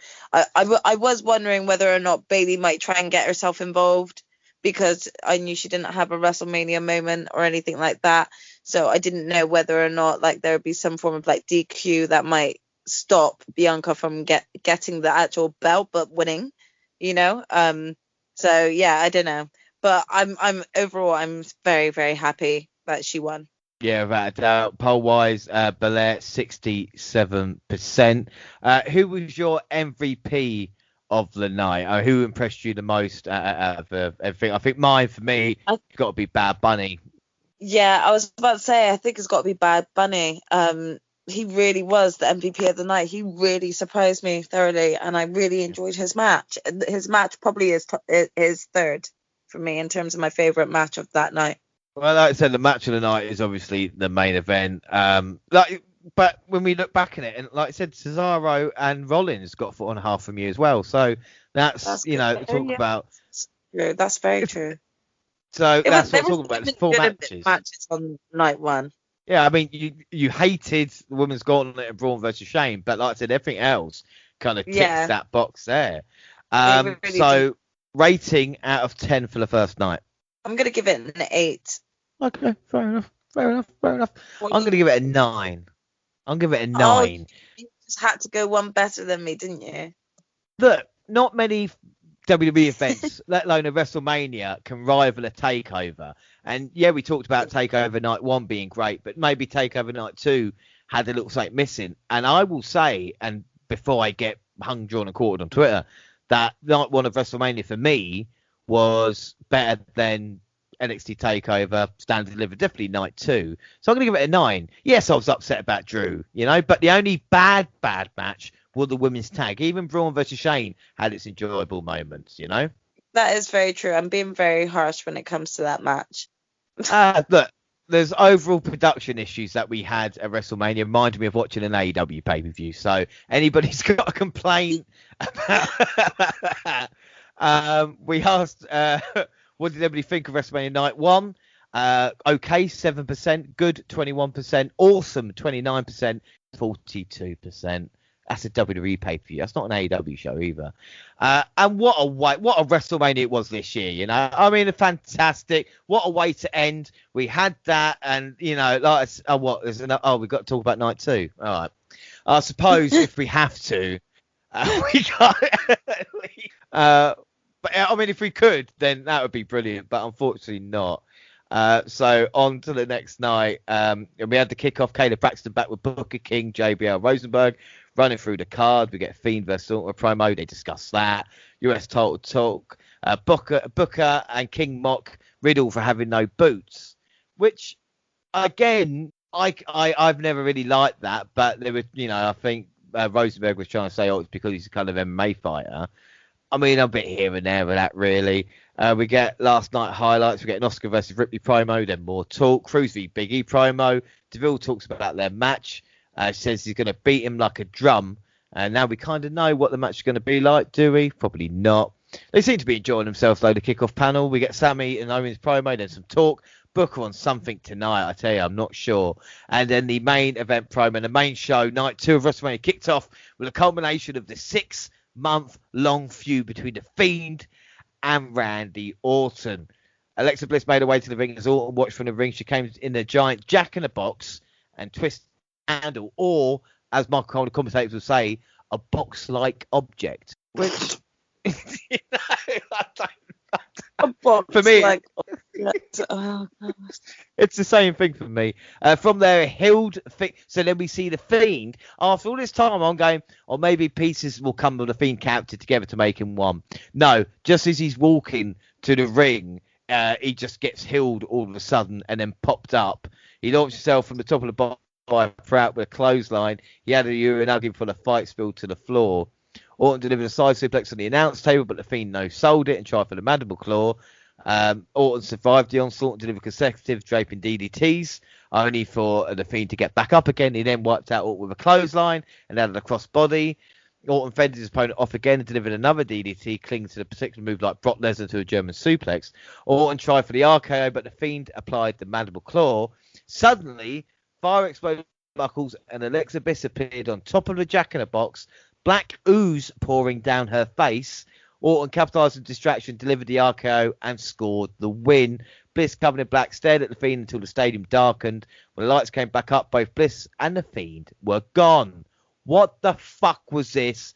Still not sure. What were your thoughts? Exactly what you just said. What the fuck was this? I get it, especially because I did, like we will talk about a little bit later, catch the Alexa Bliss promo, so I can kind of see where they're going with this storyline. But do you know, the only thing I could think of was, is this show fucking over? Is this feud over between them? Because that doesn't seem to me like that's over. And that's my only worry, is that it's not over between them. I would hope so. I think it would really be bad. I hope so. Because yeah, I just don't want to deal with this anymore.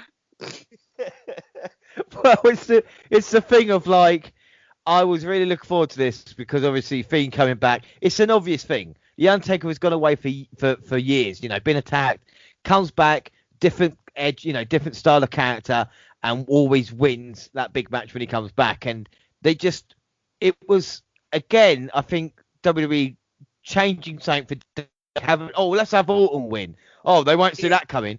But what sense does it make? And people go, Bliss turning on the Fiend. None. It makes none. Like, the Fiend is the one that should be coming back and getting retribution, considering he was so burned alive. And yet the Fiend has lost 3 or 4 times to the same man now.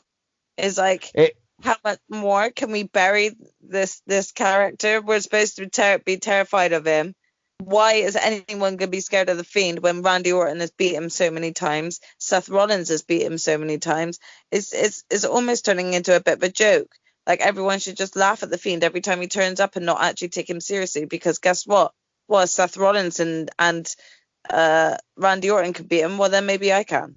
And the thing is, as well, and people will go, "Whoa, look, the similarities between him and the Kane character." Well, look at how Kane was booked when he came in. Yes, he lost at WrestleMania to the Undertaker, but he was a monster that no one could touch. And like you talk about, Fiend has now become a kind of caricature of what it was at the start. Because, and again, it makes you start thinking, maybe because WWE didn't create the character, then they're going to book it how they see fit. And another thing that annoyed me was all these people on Twitter, which, again, I love people talking, but don't try and make sense of this when there is no sense to be made, Yeah. Like, overall, what all that came across to me in that opening match was that it was a disappointment of an opening match because of, like, the ending. Just really, like, honestly, watching the crowd, everyone was just disappointed. So I'm sorry, but I don't want to keep on bashing down on the Fiend, because I really do love this character, and I love the idea of, you know, potentially Alexa Bliss sort of like going off and doing her own thing too. But at the same time, if you're going to do a WrestleMania worthy moment, then actually make it shock worthy. Like having Alexa Bliss sit on top of the box and then all of a sudden the Fiend is just distracted by that. It just makes him look so weak and pathetic. And I love the Fiend. Yeah. Stop doing it to him. Well, they're fucking up. They're fucking up my favorite character, man. It's like that's what I feel like. It's like it is. And Orton, out of all the fucking people, Randy Orton. Him. Really? Why is he beats McIntyre for the title? He fucks up my WrestleMania prediction. Do you know what I mean? Like everything. Like, yeah.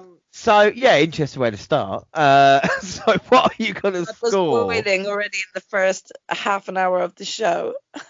I accused the result of the McIntyre at the match in night one of going, oh well, the crowd's flat after that now. And then night two, do that. It was because of that match. Jesus Christ. I'm gonna give this though a 2.5 out of 5, just because. Actually, I don't know why. Fuck it. I'm going to give it a 2. Go on. There you go. I'm going with 2 as well. 2 is being generous, to be honest. Well, after last night's draw, we challenge each other again for predictions. We both start off with a loss. There's a tradition now. It's like a WrestleMania tradition. First prediction. Poll-wise, Fiend got 68% of the vote.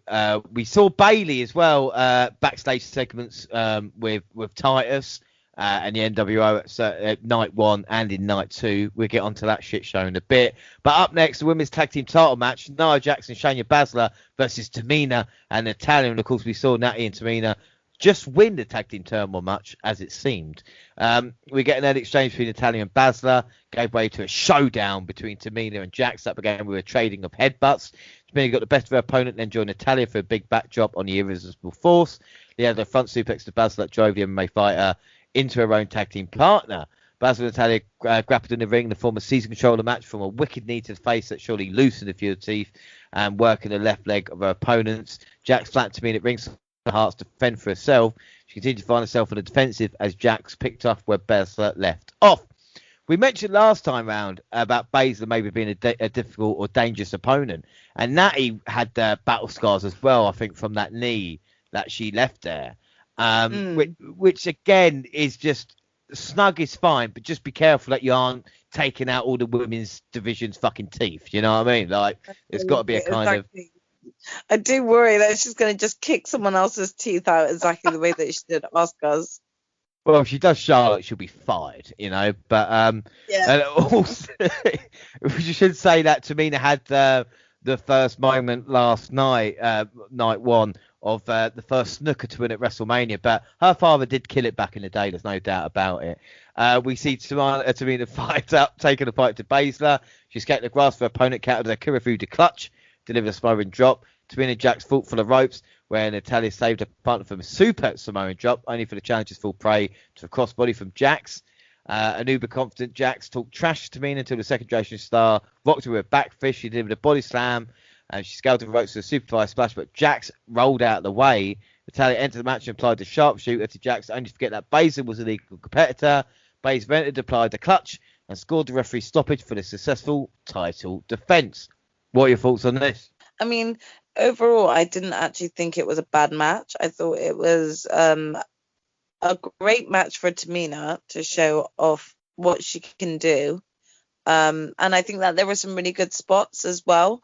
But I kind of knew that Tamina and Natalya probably couldn't beat the likes of Shayna Baszler and Nia Jax. And I kind of just wondered why this was actually given this much airtime, but the SmackDown titles weren't. That was my main sort of thing. I don't want to be accused of being sexist, but this match went fucking ages, didn't it? Like, it was a really it felt like it went on for quite a while, didn't it? Like a lot longer than what the women got like the night before. And you just think, what? So but that makes no sense. Like when there's more women, Yeah, there's more women more to involved. cram in. Yeah. Oh, I don't know. I mean, it wasn't terrible, this match, but it No, it wasn't wasn't. kind of. Like I said, there was really good spots that was there, and I do think that Tamina came across and looked really good. But I also just didn't. I didn't believe in Tamina and Natalia as a team, and for me, I just see both of them as strong alpha women. I don't see them as tag team. So Well, yeah. yeah, like I said, it's a stretch because at least when Jax and Tamina were kind of, together and whatever it is, this kind of makes a bit more sense. But again, it wasn't Yeah, terrible. I'm going to give this it's a 3. definitely good. Imagine that having Tamina and Nia Jax as the actual tag title holders. Like, it would be a lot better because they come across dominating when you see them both together. Yeah, but that would make sense. So that is the problem with WWE. Yeah, 3.25 out of 5. You're going to score that one. Yeah, I'll give it a 3. Prediction wise, WNR went Natima, and Jaxie went Buzz Jax, and the winner, of course, Jaxie with the points. So she is 1-0 up. Plenty to play for, guys. Plenty to play for still. I didn't know. I pointed out the reasoning as to why I kind of went with Shayna and Nia, and again, I'll just point out again that it's just more the case of I see both Natalia and Tamina as alpha females. I see them, if they're going to ever be a title holder, it's going to be for the Raw or SmackDown Women's title and not for the tag team titles. Yeah, I would have to agree there. Poll wise, like Natima got 55% of the poll. Up next, Kevin Owens versus Sami Zayn, and their careers came cool to Metal Wrestling's grandest stage. Zayn special guest Logan Paul watching from ringside area. Owens flattened Zayn with a pop-up powerbomb at the bell near the end of the match before it started. Chance of Logan sucks rain down from the stands as Owens rocked his former friend with a cannonball. Owens scaled the ropes, but Zayn rolled to the section of the ring apron. Trying to keep his sunglasses on his face. He's just a dick. That's the thing, isn't it? Like, well, I mean, like, it just comes across like that as well when you could just hear the whole crowd. And we're British, so we don't really know much about this guy anyway. But it comes across that way when there's Americans all shouting "you suck" at this American YouTuber. There's a problem. And Zayn caught Owens with a big boot to the face and followed with a suplex that drove KO head, neck, and back first into the apron. Former IC champ took control of the bout, hammering Owens around the face with rights and left as Paul watched. Michinoku driver by Zayn earned him a 2 count as Michael Cole called it a blue thunderbomb and Corey Graves had to correct him. Owens fought back and drove Zayn neck first across his own knee for a near fall. Owens set him up for a package powerbomb, but Zayn countered and delivered, exploded into the corner. He set up a helluva kick, but Owens evaded and set up for the stunner. Zayn countered into a blue thunder bomb. He added another exploder and a brain buster, but couldn't keep Owens down. Owens delivered a fisherman suplex from the top rope, which Paul sold at ringside. Zayn recovered and rocked Owens with a helluva kick. He rushed in the corner, eating a super kick from Owens, and a second before coming to a stunner as Owens scored the win. Thoughts on this match? What were your thoughts on this before we get to what happened after? I mean, I actually thought it was highly entertaining. I really do. I just think Sami and Kevin Owens are brilliant wrestlers. I've been a fan of theirs since NXT. So I knew this was going to probably be like one of the better matches on night 2. And I just got to admit that I was really just openly entertained. Like, there was no major spot where Kevin Owens climbed all the way up and jumped off of something. But overall, it was a really great match. Both of them work so well with each other, know each other so well that they can take those risky moves, and it pays off when they do. And yeah, they both trust one another. So like, you can tell that they just give it their all in the ring. So overall, I was really entertained, and I thought it was a great match. I thought it was a great match as well. It was impossible to have a bad match, I think, with the amount that they got together. And then afterwards, Logan Paul got a stone cold stunner for Kevin Owens, and the fans lost their shit. I think this is what everyone wanted. I do remember going onto Twitter just before this match started, knowing that a lot of talk was going to be about Logan Paul coming out, and the amount of people that I could just see asking Kevin Owens to just stunner him and this, that, and the other. Yeah. So I think we all knew it was coming, but it just still made it so much more like beautiful when you saw him actually do it. I'll tell you, if anybody deserved it, it's him. Score out of the match, I'm going to give the match a 4 out of 5. I would say a 4 out of 5 as well.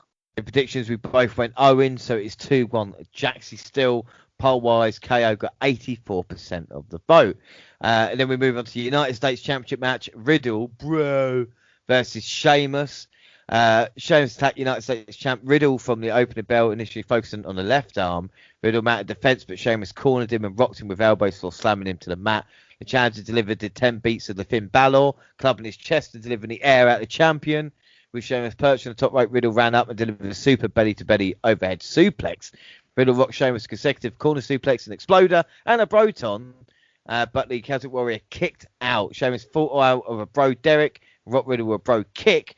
Riddle kicked out at 2, much to the dismay of the challenger. Moments later, Riddle stunned Sheamus with a kick on the floor, then wiped him out with a dive. Back inside, he applied a submission, only for Sheamus to power out and drive his opponent into the mat. Sheamus looked for the Irish curse for the ropes, but Riddle escaped. He rushed the ropes again, only for Sheamus to slip on a super white noise attempt. He delivered a move and followed with a knee drop from the top rope. Riddle recovered and tried for a springboard moonsault, but in one of my favourite moments of the night, Sheamus caught him mid-flight with a bro kick for the pinfall and the championship win.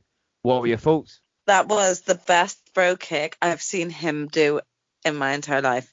Like, that was so entertaining. That ending, like that whole ending spot was just so sort of hyped up. You could hear the crowd getting a lot more excited, and then just the way he delivered that bro kick, everyone was just flattened. It was a great moment, to be honest. What did you think about the match overall? Yeah, I mean, I was actually really pleased with the outcome. I'm not the hugest fan of Matt Riddle's. I think that he could do with maybe, getting some manners or something before he kind of goes on another title run. So yeah, I was actually pleased, and I was also pleased because that also meant that one of my favorite tag teams at the Bar actually both got singles match wins at WrestleMania, so I was very pleased. Do you know what? I didn't even think of that. Yeah, that's right about that. Yeah. So as for the match, I mean, like I said, it was hard hitting for what it was, but I think for me, I'm going to score that. I'll score it a 3.5 out of 5. What are you going to give it? Yeah, I'd probably give it like 3.5. Sheamus v Riddle, 3.5 for Jaxie. And prediction wise, the WNR went Riddle, of course, because we hate him. So why wouldn't we not go for him? Jaxie went Sheamus. I mean, you know how much moron, and yet why the fuck would I do? Why? I don't know. I don't even know. But that sounds like me. Like I wanted kind of Bianca to win, but then put Sasha as the winner. Yeah, but at least you're not getting beaten 3-1 overall at this moment in time at WrestleMania. Oh, fuck. And then poll-wise, Sheamus was 54% of the poll. And up next, Nigerian drum fight for the IC title, Biggie versus Cruz. Wally played Biggie, I hope I'm pronouncing that correct, to the ring for his Nigerian drum fight with Apollo Crews. He received a grand display of pyros. Became abundantly clear the company's all in as a single star. We wondered what the match would be. When we saw the setup, did you think, it's just going to be a street fight? I mean, I kind of presumed it was just going to have a bunch of drums around it, and then they were going to chuck each other through them. So it pretty much looked how I imagined it was going to look. To be fair, I wouldn't have a fucking clue, so I was like, well, what's going on here?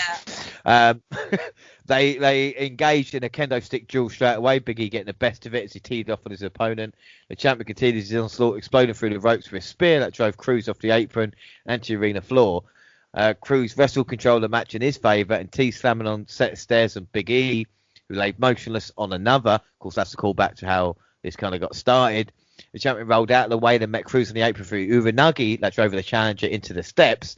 Apollo sold the back injury before suckering Big E and delivering a barrage of kendo stick shots in the body of the champion. Cruz scaled the ropes and tried for a splash, but missed, crashing through the table. And at this point, I'm thinking, right, it's heating up now. We're getting to the kind of the meat and potatoes, so to speak, of the action. But all of a sudden, Big E delivered a big ending, and Dabba Kato, now apparently aligned with Cruz, who the commentators had seen on Raw Underground, but didn't have a fucking clue, interfered, laid Big E out, and Apollo Cruz is your new Intercontinental Champion. What were your thoughts? I mean, I wasn't too impressed with having the interruption type win, purely because I think I'm getting a little bit fed up of the little guy always having like a big guy. Do you know what I mean? We're getting a lot of those old little guys partnering up with a big powerhouse type one, and I didn't really think that we needed one again, especially when a lot of this argument between Apollo and Big E has actually stemmed from pride and all of this. So to see Apollo win through the use of another man instead of him, which he was, you know, his whole promos have been, you know, like, I am fighting you as a true Nigerian and I'll get the job done. And it's kind of like, okay, well, you didn't really get the job done. You need your boy to get the job done. So I can't say I was overly impressed with the outcome. No, but I was going to go back to your point, and I think it's, again, a really good one, because the fact is, oh, big guy with a little guy. Oh, it's going to be like Diesel and Shawn Michaels. Okay, how many big guys with little guys have actually paid off and we've had a moment to remember from it? What, Batista managing Devon Dudley? You know, like Omos with AJ. Do you know what I mean? It's like Tyson Tomko with Christian. Oh, Tyson Tomko was going to, you know, Luther Reigns. All these guys who are kind of, it's just, you know. What did that actually do for them? It doesn't actually do anything.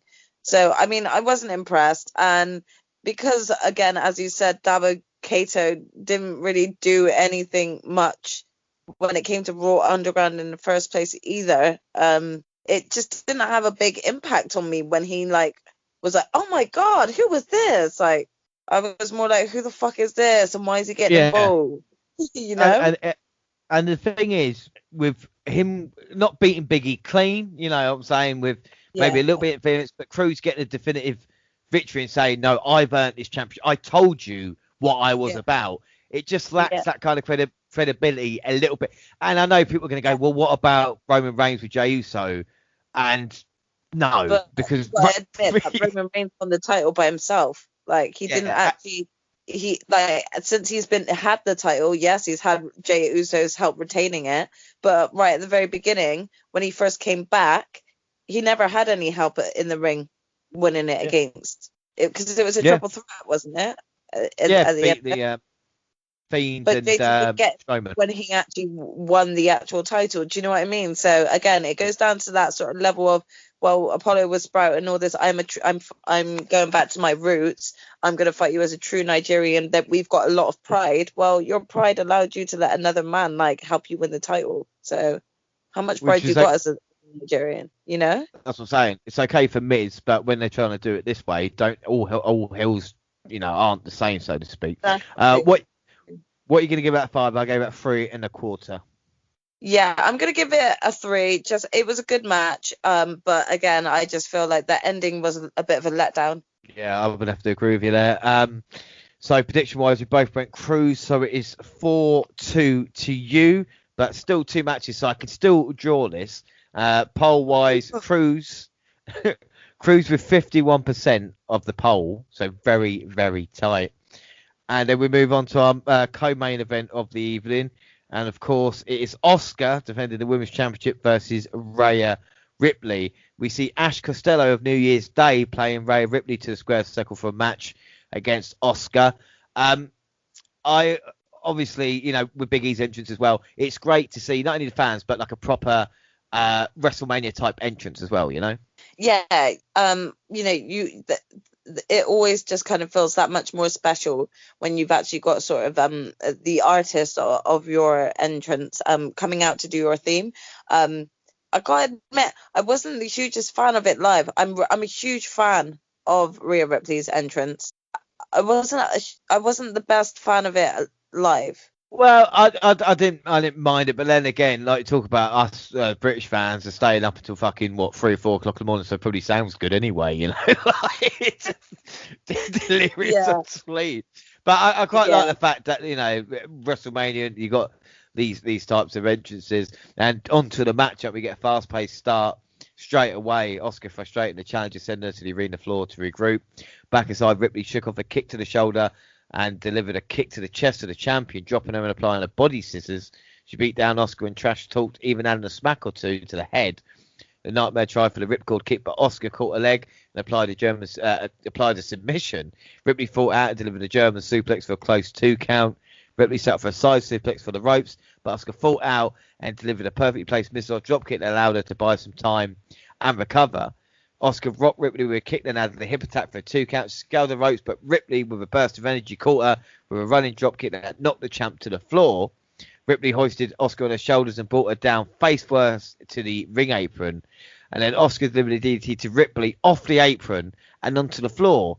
And I don't know if it's a crowd, I don't know if it's a time, I don't know if it's a match. That was an incredible move, and I think it got kind of chucked under the radar a little bit, you know? Yeah, I definitely thought that there would have been a bigger pop from the crowd that was around that area and would have witnessed it, and it wasn't. I didn't know if they were actually getting tired or what. Well, this is the thing I really didn't understand, you know, and we see that great bump and you're thinking, oh, okay, this is going to get done. She had a running knee to the face. Asuka added the coordinated kicks until Ripley caught her, dropped her and stomped away. The competitors traded submission holds with Asuka favouring the armbar. Ripley countered into a pinfall. Asuka to the Asuka lock. Then Asuka tried for a kick, but Ripley caught her and dropped her with a riptide and scored to win. Ladies and gentlemen, your new Raw Women's Champion, it is Rhea Ripley. What were your thoughts on this? Poor Asuka, you know? Yeah.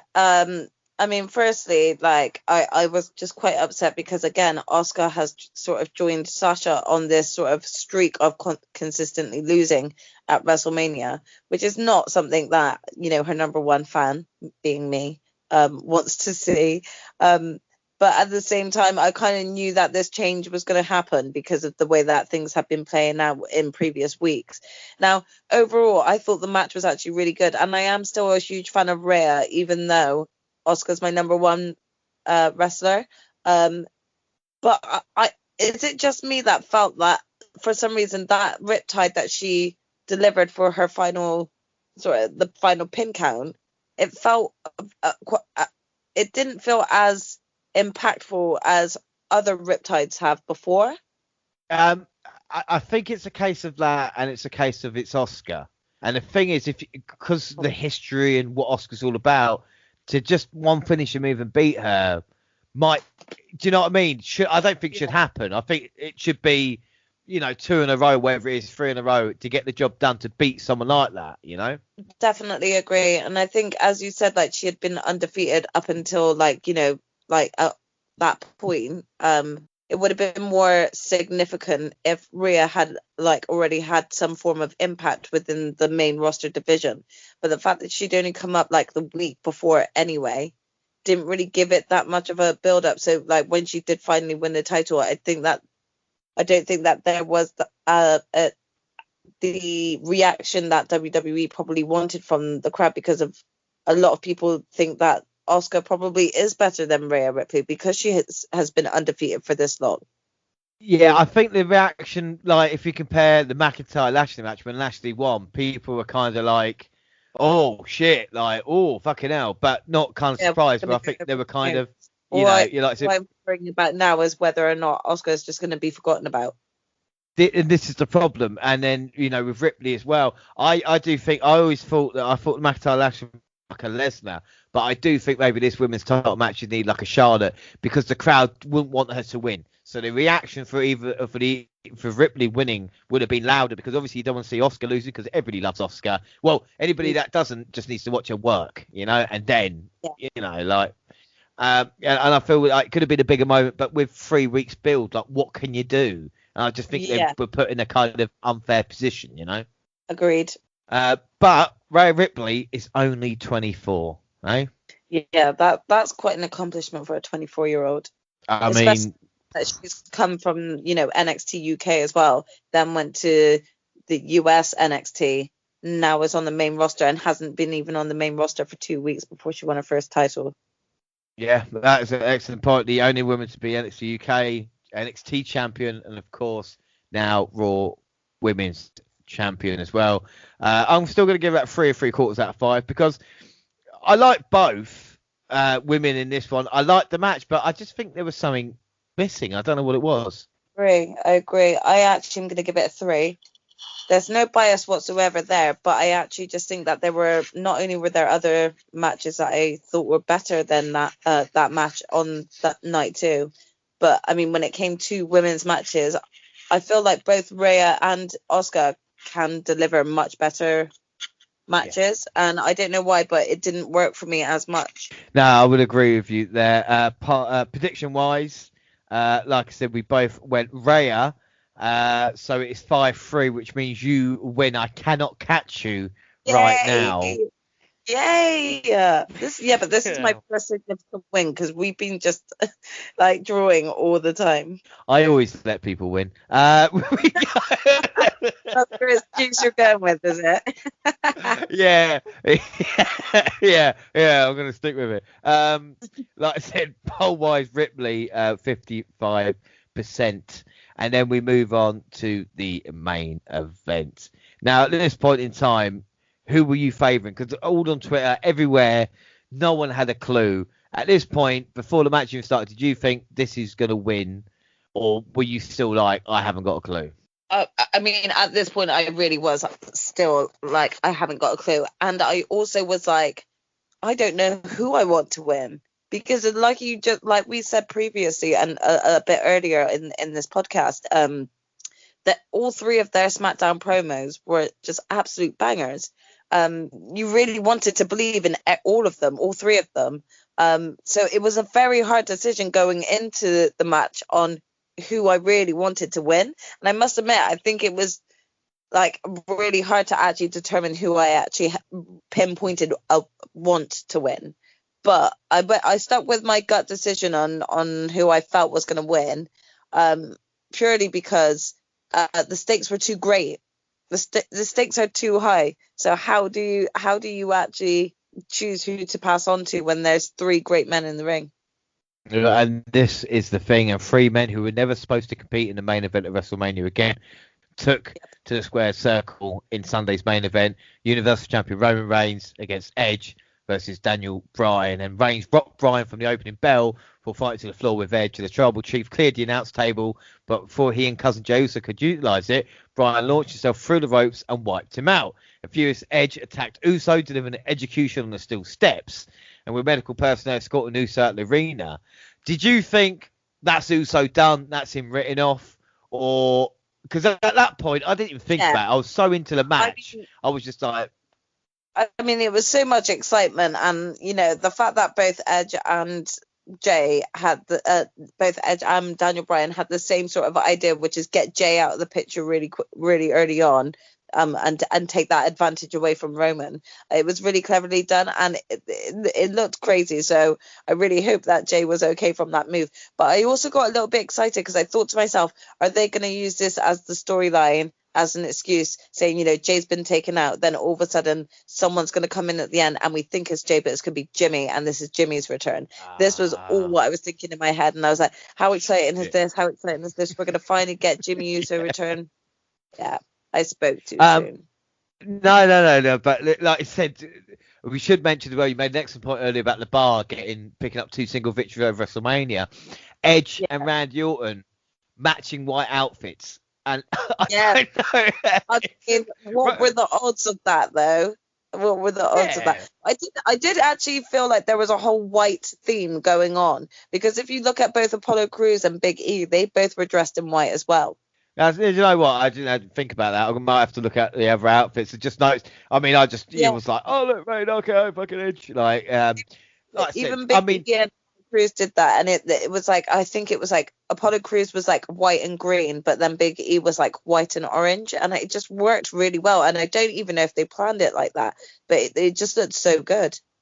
I tell you something we haven't mentioned as well. We talk about the entrances. Of course, Reigns probably get the most popular cheer he's had in 5-6 years. Of course, Brian. Yeah, But the pop for Edge was phenomenal. it was. You could just tell that there were so many people itching to see him, and you could even see just it was the same level of excitement that we saw in Edge's face that we saw when he came to out in the Royal Rumble.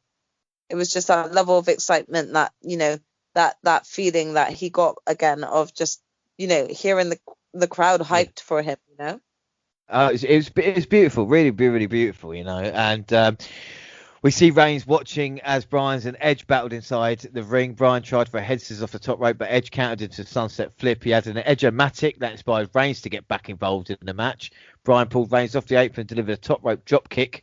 Heels deposited Bryan on the floor, then turned their attention to each other. Reigns rocked him with a clothesline, only for the challenger to catch him and plant him with an execution. Reigns recovered and tried for a spear at the same time as his opponent. They called double down spot. I fucking loved that moment. I love it. Sorry, I get excited, but the double cross body. I just remember it. I'm like, God damn. It was a really good. I love the double cross body. It's one of my favourite moves, double cross body spot. So the double spin, I'm going, of course they would. Of course they would. Bryan soared in from out of nowhere, delivering a diving headbutt to each competitor. He caught Edge with a running knee and down Reigns with a kick for a near fall. Bryan applied the yes lock as Reigns tears tapping, but Advocate Paul had his face painted with horror. Edge broke up the submission. Bryan repaid the Royal Rumble winner, applying the hold to him, and Reigns broke it up. The head of the table hammered away at Bryan, pummeling with barrage of rights and lefts. He had a powerbomb driving Bryan into Edge. Outside the ring, Reigns delivered a powerbomb off a set of ring steps and through an announce table. But then Edge immediately added the spear as fans shouted, this is awesome. It was non-stop at this point, and then it was just like bang, bang, bang. Announce table spot, and then all of a sudden spear, you're going, oh, for fuck's sake. Like, whoa. Yeah. And there's all these like near falls and things, and you're just, again, it just brings you about to, God, I really don't know who's going to come out the winner of this. Yeah, it's I'm saying, even into this like half, quarter into the match, halfway, you go, it could go anywhere. Edge grabbed the chair at ringside and entered the ring. They played tug of war with a chair, and a piece of it broke off. At that point, I thought, oh, was it meant to? Was it not? I'm not sure. But then you see Edge applying a crossface using the piece of metal, which again, great visuals, great by Reigns. It's a clever spot. Everybody involved. Especially it really like everyone sort of like refers to Roman Reigns like a dog and all this, and one Edge is like actually putting that piece of metal in his mouth and then using it like it's almost like they use that when they need to stop dogs from biting people and stuff. Muzzling him. Yeah, exactly. Yeah, he was muzzling him really, which was quite I don't know if they were if that was meant to actually be part of it or not, or whether or not that just coincidentally looked like it, but it was just metaphorically really well done. It was unbelievable, Bryan broke up the hold by applying his own for a submission, stereo submission spot. Bryan teased the running knee, but Edge caught with a spear. He added a second to Reigns, only for Bryan to pull the referee out of the ring and break up the pin attempt. I'm not going to lie, at that point, I did think it was over. And then I thought, who's done that? And Bryan, I'm going, oh, okay, I should be cool with that, but you've pissed me off a little bit. I know. I was the same. I really was shouting at the screen, like, who the fuck just did that? And then remembered it's done. Your Bryan's like, oh, wait. I shouldn't be mad at that, but for fuck's sake! Yeah, it won. And then the right Edge retrieved the trio of steel chairs, placing two on the apron and blasting Bryan with the other. Edge obliterated both men with a chair. Shades of Steve Austin at WrestleMania 17. He positioned both chairs and delivered a concerto to Bryan, and Bryan was kind of like flipping, you know what I mean, as he's kind of reacting like he's just been involved in a car accident. To be honest, I didn't think Edge was gonna go that far. He lost it. We see Uso reappearing, attacking Edge. The challenger speared him and pummeled him with multiple chair shots as well. Reigns recovered and blasted. At this point, there's me thinking like I'm right. This is Jimmy. It's not. It's Jay. I really thought I was clever in thinking about this, and no, my strategy was all wrong. Well, we see Reigns recovering, blasting Edge with a spear. and then delivered a concerto of his own to Edge. I tell you something, Edge must have trusted Roman with that fucking chair shot after, after the next yeah. I was really thinking to myself, like, honestly, if I was Roman, the first thing I'm doing is running back out and actually checking that Edge is okay and that I didn't just actually ruin his fucking career again. Then dragged Edge onto Bryan, and in one of the most visual moments of WrestleMania or wrestling recently for me as well, pinned both men to retain the title. The head of the table celebrated with Russo and Heyman to close out the show as the pyro exploded in Tampa Sky. And like you said, the head of the table had reigned supreme. What were your thoughts on that? I mean, the match was definitely not a letdown at all. It was just excitement after excitement, spot after spot. You really didn't know what was going to happen. It's probably got to be it's got to be a WrestleMania moment, a worthy moment. And like the whole match itself was just brilliant. You've got to give credit to all of the men that were involved in that match. There were some really scary spots there, and I think all three of those men really trusted each other. And it was just a great piece of wrestling. Night 2 was. We'll get on to the overall review of Night 2 in a minute, but that main event had just talk about WrestleMania main event. That is a WrestleMania main event, and somehow WWE this year have accomplished to have two, and it was so near on perfect. I mean, but it really fucked up because in my mind I'm going, but Roman's lost. Roman lost last month. Like, why the fuck is he winning now over Edge and Bryan? And then I thought, no, dickhead, he tapped out, but the match wasn't. And I thought, how fucking clever is that? Exactly. I think overall, all three men just were so impressive. All of them looked like champions that night. It was unbelievable. And I was like, well, Roman now, he's not lost since he's come back. And he's had Jay, but he's dominant. And at first, gutted for Edge as well, because 10 years since he won the world title, and of course Daniel Bryan. But then I thought, how sweet it would have been, especially because it was like 10 years since his retirement date. It would have been so sweet for him to have then won the title. But at the same time, it's like, this is how you build a superstar. And Roman Reigns, like as you said about the ending, the way that he sort of dragged both men to be on top of one another and then pin them both at the same time, like that was such a powerful moment. Wow, it was a visual, and I'm going, whoa, what Roman, and then working out my head and going, well, I'm annoyed for Edge and Bryan, but like I said, they're made men. They're guys that already had world title opportunities and great moments. Imagine a chance now for Big E or Cesaro in career-defining moments against Roman Reigns and having that moment and being that guy now, Exactly. Like the momentum is there right now. Like if they keep that with Roman Reigns and then actually continue building up one of their newer stars, this could be another WrestleMania worthy moment come next year with Roman Reigns like highlighting it again with the likes of either Cesaro or Big E. I would love that. Well, the thing is as well is I love McIntyre and I want him to have other title reigns. I think if he, some of the talk or McIntyre goes to SmackDown to fight Reigns next year at Mania, I think the crowd's going to shit on McIntyre because it's like, no, mate, you've had your chance. Give Cesaro or Big E, someone that's not that opportunity, and I think that could really work, Yeah. But I do think Edge deserves that title win at some point, because like I said, he's flirting on 13, Yeah, I do. And even if it is only for a brief while that he holds it, I just think it would just be it would just be really satisfying, especially coming from a Edge fan from earlier in his career. I would just love to see him hold that belt one more time. Well, it's incredible match. What for the final match of WrestleMania out of 5?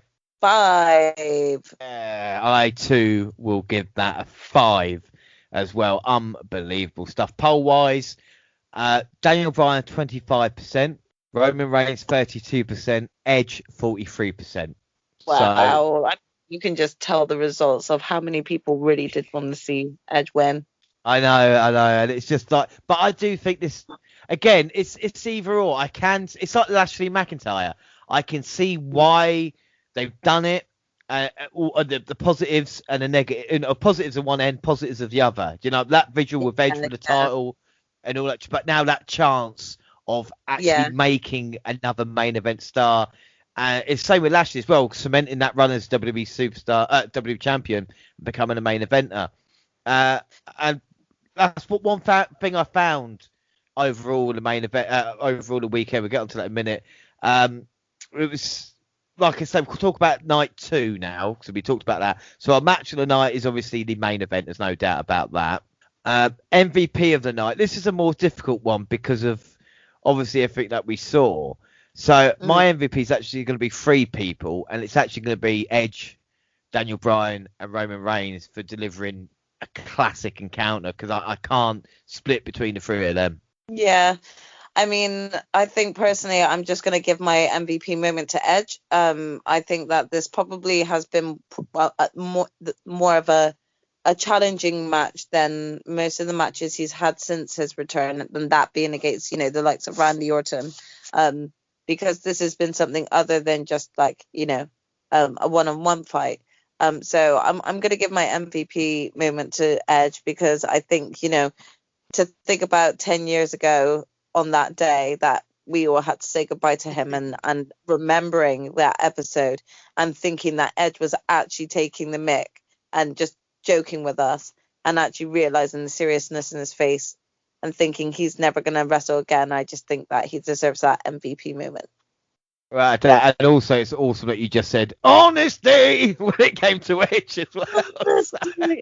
Honesty. I should have said it with more conviction. Yeah.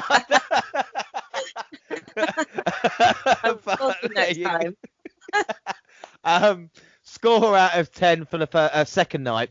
I'm probably going to be well, actually, I ranked it higher than you did the first night of WrestleMania, so God knows what you're going to score it. But I've scored this one an 8.5 out of 10. What are you going to give night 2 rating? Right, so I actually am not going to try and be that better, so I'm going to give it a 7.5. Okay, that's fair enough. So we talk about night 2 as well. Of course, the polls. What did everybody think of WrestleMania night 2? Okay, got 29%. Great was 20%. Awesome 7%. Good 43%. So good for that one. I mean, Mrs. LA Knight said it stunk, which fair play. Frankie Ray up and he said good night. Night 1 was 1,000 times better. Bray and Alexa was awesome. Roman, I think that's a troll because that is bullshit. We'll just ignore that. We'll just choose to ignore that one. Well, that's Charlie Fighter. So go follow him on Twitter and just tell him how fucking stupid he is. Because he was going on about the Bray Wyatt match making sense. Yeah, I'm calling your ass out. Yeah, that's what I'm doing. Please explain to us how that was brilliant, because I just saw bullshit. Bullshit. Anyway, what was your overall score for both nights? So both nights into one WrestleMania event, about 7 hours long, so to speak. What would you rank that out of 10? I think out of 10, I'm going to give it an 8. And I think I'm being really nice there. Well, I'm going to give it overall both shows 9, right? Because it could have been a classic WrestleMania if the first night, right? If you take out the women's gauntlet matchup and you and the only thing you change is you add the main event to night 2 into night 1, then that is one of the greatest WrestleManias of all time. True. That's very true. Like night 1. Also, probably would have taken off the Braun Strowman and Shane match. Oh, yeah. Yeah. I feel like that's what ends up bringing the rating down for me for night 1. So, like, if we could, like, swap that onto night 2 and then bring the main event over to night 1, then that is, like, your perfect night. Yeah. If I would actually, do you know what? Surprisingly enough, I'd actually have swapped the women's turmoil match and would have put the men's Smackdown Fatal 4-Way in there. Or even the Andre the Giant memorial match in there and replace the women's one. Because I think both of those 2 matches actually did really well to be having been on SmackDown and not actually been on the main roster show pay-per-view. Right, so we got our scores. Overall 9, overall 8 for you. What's the overall match at the weekend? So this is kind of straight out fight between Belair and Banks, Edge, Bryan and Reigns. I think which one you pick, I'll pick the other, to be fair. Yeah. I already have a feeling I know how this is going to go. And I think and I'm just going to actually quickly justify my answer now before I even say it. I think this is purely more coming from a gender-based decision that I just overall think Bianca versus Sasha was the best match. I'm going to have to change my pick. I'll go for Roman, Edge and Bryan then. The triple threat. But the triple threat was great, but we knew it was great. And the thing that the Banks and Belair match, and this is what I've been trying to do in the podcast for so long now, is to give them a fucking chance. The whole point of giving women's wrestling a chance. You look at that match, how is that bad? How is anything exactly wrong? It's on point. And yes, it hasn't. The classic men's match. Yeah, but look how the women's division, look how long the revolution's been going along. It was everything, It really was, and it was just super impressive. And it's one of those matches that I could easily go back and watch over and over again and not really get bored. As I say, I've watched it 2 or 3 times since, and I have not. Each time I enjoy it a little bit more because it's just Banks' performance, or what I mean, or just how great Belair. There's no doubt about it. The main event night 2 was fantastic as well. But that is the joy about a WrestleMania being over 2 nights, is that you get a chance to have 2 great main events, and it actually were this year. Yeah, exactly. Well, Monty, of course, you've not met Monty, obviously, but you've interacted with him on Twitter. He's the dude that does the NXT updates and the NXT takeovers. He's a lovely guy. Asked him what he thought of WrestleMania. He said night 1 was one of the most fun nights of wrestling I've had, even the rain day included. Night 2 started with a dud and didn't feel special until the main event. Can't really argue with that with Monty. No, I mean, I have to agree with Monty, although I would argue that I must say that the Sami Zayn and Kevin Owen match did get me more in a more excitable mood and ready to watch the main event. So I wouldn't say that it took the main event to get me in an excited wrestling mood for the for night 2. Because I'd say KO and Sami did a great job, especially when he did that stunner to Logan Paul. I think about that, but I mean, Ultimate One, who does our AEW shows, has seen Monty and gone, do you know what, hold my beer, because he's put, well, I saw the first night and I still haven't seen the whole of night 2. First night was cool, with the exception of the Bad Bunny match, and night 2, the stupid end of the Bray Wyatt match, but obviously not seen all of night 2. Yeah. Okay. I should say we watch AEW stuff together, so. Well, that's good though. I mean, it's always better. It is good to have a sort of wider point of view there. I mean, are you guys doing are you reviewing the pay-per-views as well for AEW? Yes, we're doing the pay-per-views, and at the end of this month we'll have an AEW catch-up for the last time as well. Oh, okay. Well, that'd be interesting to hear his views. Yeah, we do. I do, and I hope he's not listening to this, because I do. What should I say? Was the right word. I do fuck around sometimes when it's like AEW having a house show over WrestleMania weekend, and it's going to be, well, AEW are riding the coattails of WWE, and maybe not something that I feel, but it's kind of like you've got to treat it all the same. It's not everything. Look how much. Look, the thing is, 2.5 hours. We've slated WWE for most things that have done today, but we sat down and watched the action, reviewed it, and there's still a love, But yeah, exactly. WWE, they're not all shit, It's not all great, and this is what every wrestling company. And this is the thing: if you don't like WWE, then there is an AEW, there's an NXT, there's an Impact, there's a Rev Pros, an NJPW. Yeah. But if you're in this moment, then this is what I try and do. What it is try and get as hyped as possible, and then just feel terrible after being let down by the event itself. So that's the trick. That's the trick. No, that's we are. great, and that's a great outlook in life. No, and we asked everybody, should WrestleMania be two nights from now on? What are your thoughts? Should WrestleMania be 2 nights? Definitely. That way we do get a showcase of more wrestlers, and we do get a lot more wrestlers that are getting a lot more equal opportunity than what they probably would have done before if this had continued as a one night. So I'd like to actually see that continue and stand. Yeah, I think we're down 64% of people think that. Right, quickly, before we finish, WWE announced that Adnan Virk will make his debut on Monday Night Raw. Who's that? This is a new guy. There's a new Monday Night Raw now. Is Corey Graves. Virk, who worked for ESPN and other places, has now joined alongside Byron Saxton. Samoa Joe remains part of the W talent roster, which is one of the most exciting sentences that I can read right now. So what, are they trying to say that Samoa Joe's coming back to wrestling? Well, I'm not saying. The statement says he's part of the W talent roster. We don't know if he's going to SmackDown or not, but that is there now. So what happens to him? I don't give a F. Just can we please get Samoa Joe back in the ring? I mean, imagine Joe confronting Roman fucking Reigns on SmackDown. Oh my God! Don't tease me like that, James, because that's really exciting.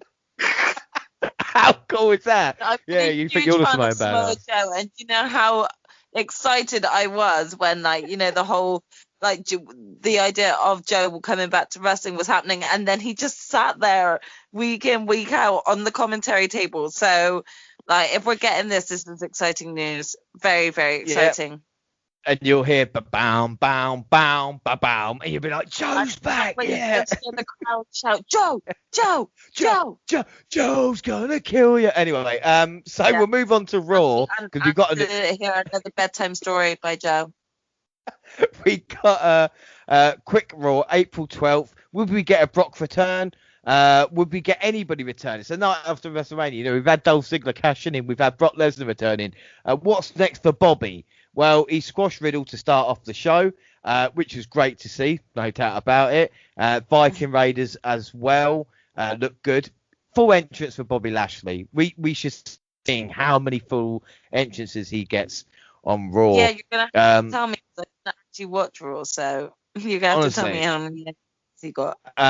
Charlotte confronted Ripley and Oscar. Well, she confronted Ripley, really. Oscar was an afterthought again. I think the Charlotte promo was actually enjoyable. But what were your thoughts? Like, I know your issue with Charlotte's not the best. Well, I mean, again, so you telling me that, like, she's been, like, really quiet and dormant over the time that you know, it's taken for WrestleMania to come and go, but instantly she's back and she's already pissing and moaning because she's not in the title picture. Like, I'm already bored of you again, Charlotte. Yeah, but at least it's not that kind of fake of, you know, we're cool, and at least it's that arrogant Charlotte of, because I think that's what she really thinks, and if I do that, then I can accept the character more, you know. Like, the kind of facey Charlotte does not work. But you know what? I would just actually respect Charlotte a lot more if I could see her in a feud that doesn't revolve around a title. Like, I just need to know that, like, she's actually not that type of person that just actually will only be in a storyline if there's a title involved, because that is the sort of reputation that she's getting, or she's coming across as. And that is why I do end up rolling my eyes a lot of the time that I see her, because 9 times out of 10, most of her feuds involve a title and she wins that title. So it's like, I want things to change up for Charlotte. I want her to give me something more than what she's got. We know that she can easily get a belt, but can she actually handle a full storyline that doesn't involve one? Well, this is what I'm saying. Like, that's the interesting thing. Damian Priest came down to defend Bad Bunny's honor. Ended up in a 2-on-1 match where the A-lister's pants had come off during the fight. So Priest had lost. Maurice was involved there. It looks like maybe Miz and Morrison. Embarrassed the Miz. Well, Miz and Morrison, I think Miz is like Teflon. I think you can do a lot of shit, and I think he can recover. And I think with Maurice, I just get memories of his IC title run, late 2016 was it, when he started becoming that different level. But Miz and Morrison hopefully breaking up soon. That'll be good, wouldn't it? Oh my gosh, can we please like push Morrison after this? But like, can Morrison just stop doing all that stuff with his hair and just acting like the Miz because he's so much better than than that type of character that he's been portraying lately? And I'd like to see a Morrison singles run soon. Well, it's no surprise as well that Bad Bunny's, the big moves he took or hit were on John Morrison. It just shows you kind of great worker that he is. Yeah. We'll do Bray Firefly Funhouse first. But Bray Wyatt doesn't seem to be sweating Alexa Bliss's betrayal, saying that he's been reborn in a new Firefly Funhouse segment. We saw Bliss earlier. We'll get onto that in a minute. Wyatt has said it featured all his puppet friends, and he said he felt good to be back with his true friends, with Avalon Witch happy to see Alexa gone. Bray said that I will always have each other, and he felt great, noting that he will return. I'm glad that explains everything then, After a while, it's just, we had the Alexa Playground as well, which saw Bliss explain her action. She said she cost the Fiend his match against Orton. She said she realised she never really needed Bray Wyatt's darkness to harness her own power, and she introduced everyone to a creepy doll friend, Lily, to bring story time to an end. Now, are they both playing the same character? Is this just for merch? And do we really need this at this moment in time? It doesn't make any fucking sense. Because I don't know where they're going with this, because even with this whole promo with Alexa Bliss, it's like, where are you going with this, Alexa? Are you like going after Bray now? Like, what is this? This is going from it being about Bray and the Fiend and his storyline, and they've now sort of like just kind of passed it on to Alexa Bliss. And if they're not going to keep them together, then I don't understand why Alexa's still going down this route. It's just shit, It really is disappointing. Well, the thing is, it's like, oh, here's a new puppet, here's a new toy, and the people, the mugs like me, will go out and buy shit, for the Fiend character, where it's just, oh, let's just sell another T-shirt, let's just sell another toy. Oh, look, we've got Harry the Aardvark, who's mental. Right, let's put him on the Firefly Funhouse, after a while. So it's a bit of a problem. Talk about commentators. Did I say WWE hates Elias? Because they do. Commentators, we'll get onto that in a minute, because the main event was Adam Pearce making this a triple threat match, and we talked about, we don't want McIntyre kind of being put right back in that position, and he's put in that triple threat match with Randy Orton and Braun Strowman, making you want him to win because the other two choices are even worse, possibly. The action was on point. The ending was really well executed. Orton hit an RKO on Braun, went for the cover, and then McIntyre hit the Claymore. But that wasn't it, though, as T-Bar and Mace showed up and attacked Drew McIntyre. So we've had Brock, we've had Ziggler cash in. This year we've got T-Bar and Mace. To be fair, the first hour was really good, but this was awful. What were your thoughts? I mean, all I was thinking was, why are you still wearing the Retribution masks and the Retribution, gear? Like, if you've separated from Retribution and joined yourselves with the Hurt Business, they don't deal with masked men. Like, they wear, the Hurt Business wears suits, so y'all need to stop acting like savages. It just made no sense whatsoever as to why they would leave one band to go and join another group. Do you see what I mean? It doesn't make any sense whatsoever. Yeah. I said it's not great. Commentators wise, Verk, he didn't have a Mike Adamle bad, but he did call McIntyre the Celtic Warrior, not once but twice, and then Grace corrected him. And he kept saying maneuver a lot, and he a little bit lost, and he didn't really know what was going on. But apart from that, he was great. He was really good. Smackdown, please save us. So Raw wasn't great, but WrestleMania. But the thing is, we talked about McIntyre now being in the main event of the next pay-per-view, and it's been called, cleverly enough, WrestleMania Backlash. That was obviously the next time, hopefully, that you will join us, if that's okay. Yes, of course. Brilliant. I think that's May. I think we've got 5 or 4 weeks until that point. What are your thoughts on the name WrestleMania Backlash? I mean, I don't know really what to expect from this, especially because they're calling it WrestleMania Backlash, and I think I'm just confused, because I'm like, oh, but you had a pay-per-view already. It was called Backlash. So why are you putting 2 pay-per-view names together? And the thing, if it's a Backlash WrestleMania, you expect it to be like a couple of weeks after, not like a month and a half. Like, Yeah, oh, this is the Backlash, but we wasted this long. There's been a lot of jokes about are they going to call it WrestleMania SummerSlam this year, just to get more people buying. Yeah, that's going to be it. But then again, we've had great balls of fire. We've had horrible titles for many a year, so I suppose we shouldn't really be surprised. But I mean, overall, final thoughts have been on everything, positive. Was the week worth it? Was staying up at 5 o'clock in the morning and watching 7 hours of wrestling each day worthwhile to get to this point? Do you know what? Fuck it. I'm going to say yes, it was, because I enjoyed myself. Yeah, and so like I don't know, we're idiots to ourselves, but still, it was really, really enjoyable. And another thing as well, and we've not mentioned it on the podcast as much, and especially for WrestleMania, I found, and I'll try and do that for some of the major shows as well, the interaction on Twitter with everybody there, yourself included. Of course, Monty was even joining in as well, Saturday and Sunday night. And there's a kind of real nice group feel for anybody that's really even not sure about what's going on or just wants to have a kind of laugh during it. Definitely check us out, And how are you going to check us out? Well, seeing as it's the end of the episode, you can follow us on Twitter at the WNR Podcast, or I'm at the WNRJR, or with Jaxie. I mean, if you plug your stuff, let them know where you are. Yep, I mean, it's pretty much the same. I'm at JaxieScarlett on both Instagram and Twitter. You can catch me there, or Facebook. I am Rowena Ferguson. Don't forget, our follower of the week is Kirk Taylor, but the WNR also on Facebook and Instagram, across all the Google platforms. Send us an email at WNRpodcast@gmail.com, and YouTube, the WNR Podcast, with all the latest clips and podcasts go at the same time. And YouTube is do SoundCloud on your phone, also Spotify and iTunes, where you can download, subscribe, rate and review there. So that is it. The WNR's next Sunday, Impact, Hardcore Justice.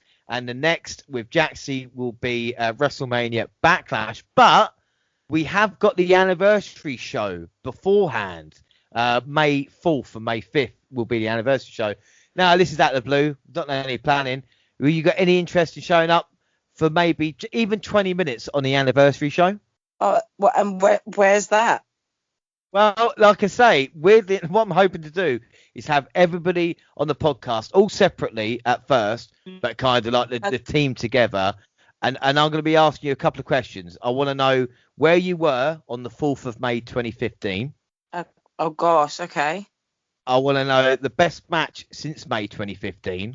I want to know your thoughts of being on the WNR podcast, and also your thoughts on the Jericho Austin Broken Skull sessions as well. I'll ask those 4 questions to everybody that's on the show to see where they were, because May 4th, 2015 was the very first episode of the WNR podcast. Oh, wow. Oh, so you must be doing sort of anniversary. It's your anniversary. 7-year anniversary, like I said, May 4th. Well, I would not miss this for the world. I would love to be involved in the WNR's anniversary, of course. Well, that is brilliant. Well, like I say, I will contact you, and obviously we'll sort that out. But it's been fantastic to have you on. And like I say, the time just flies by. And it's good that we've invested our time into saying it can actually talk about it afterwards as well, if you know what I mean. So, yeah. It would be nice. I have not wasted 14 hours over the weekend to watch WrestleMania. We've actually got it out of our systems now, and we move on. Like I said, the next show will be with Jaxie, WrestleMania Backlash, but before, like I said, special Wrestling 1. But until then, I have been James Rowlands, and I was joined by the fantastic JaxieScarlett. Thank you again for joining me on the WNR podcast. I hope you enjoyed the WrestleMania show. Yes, you guys too. Yeah, no problems. Right, thanks for listening, everybody, and bye.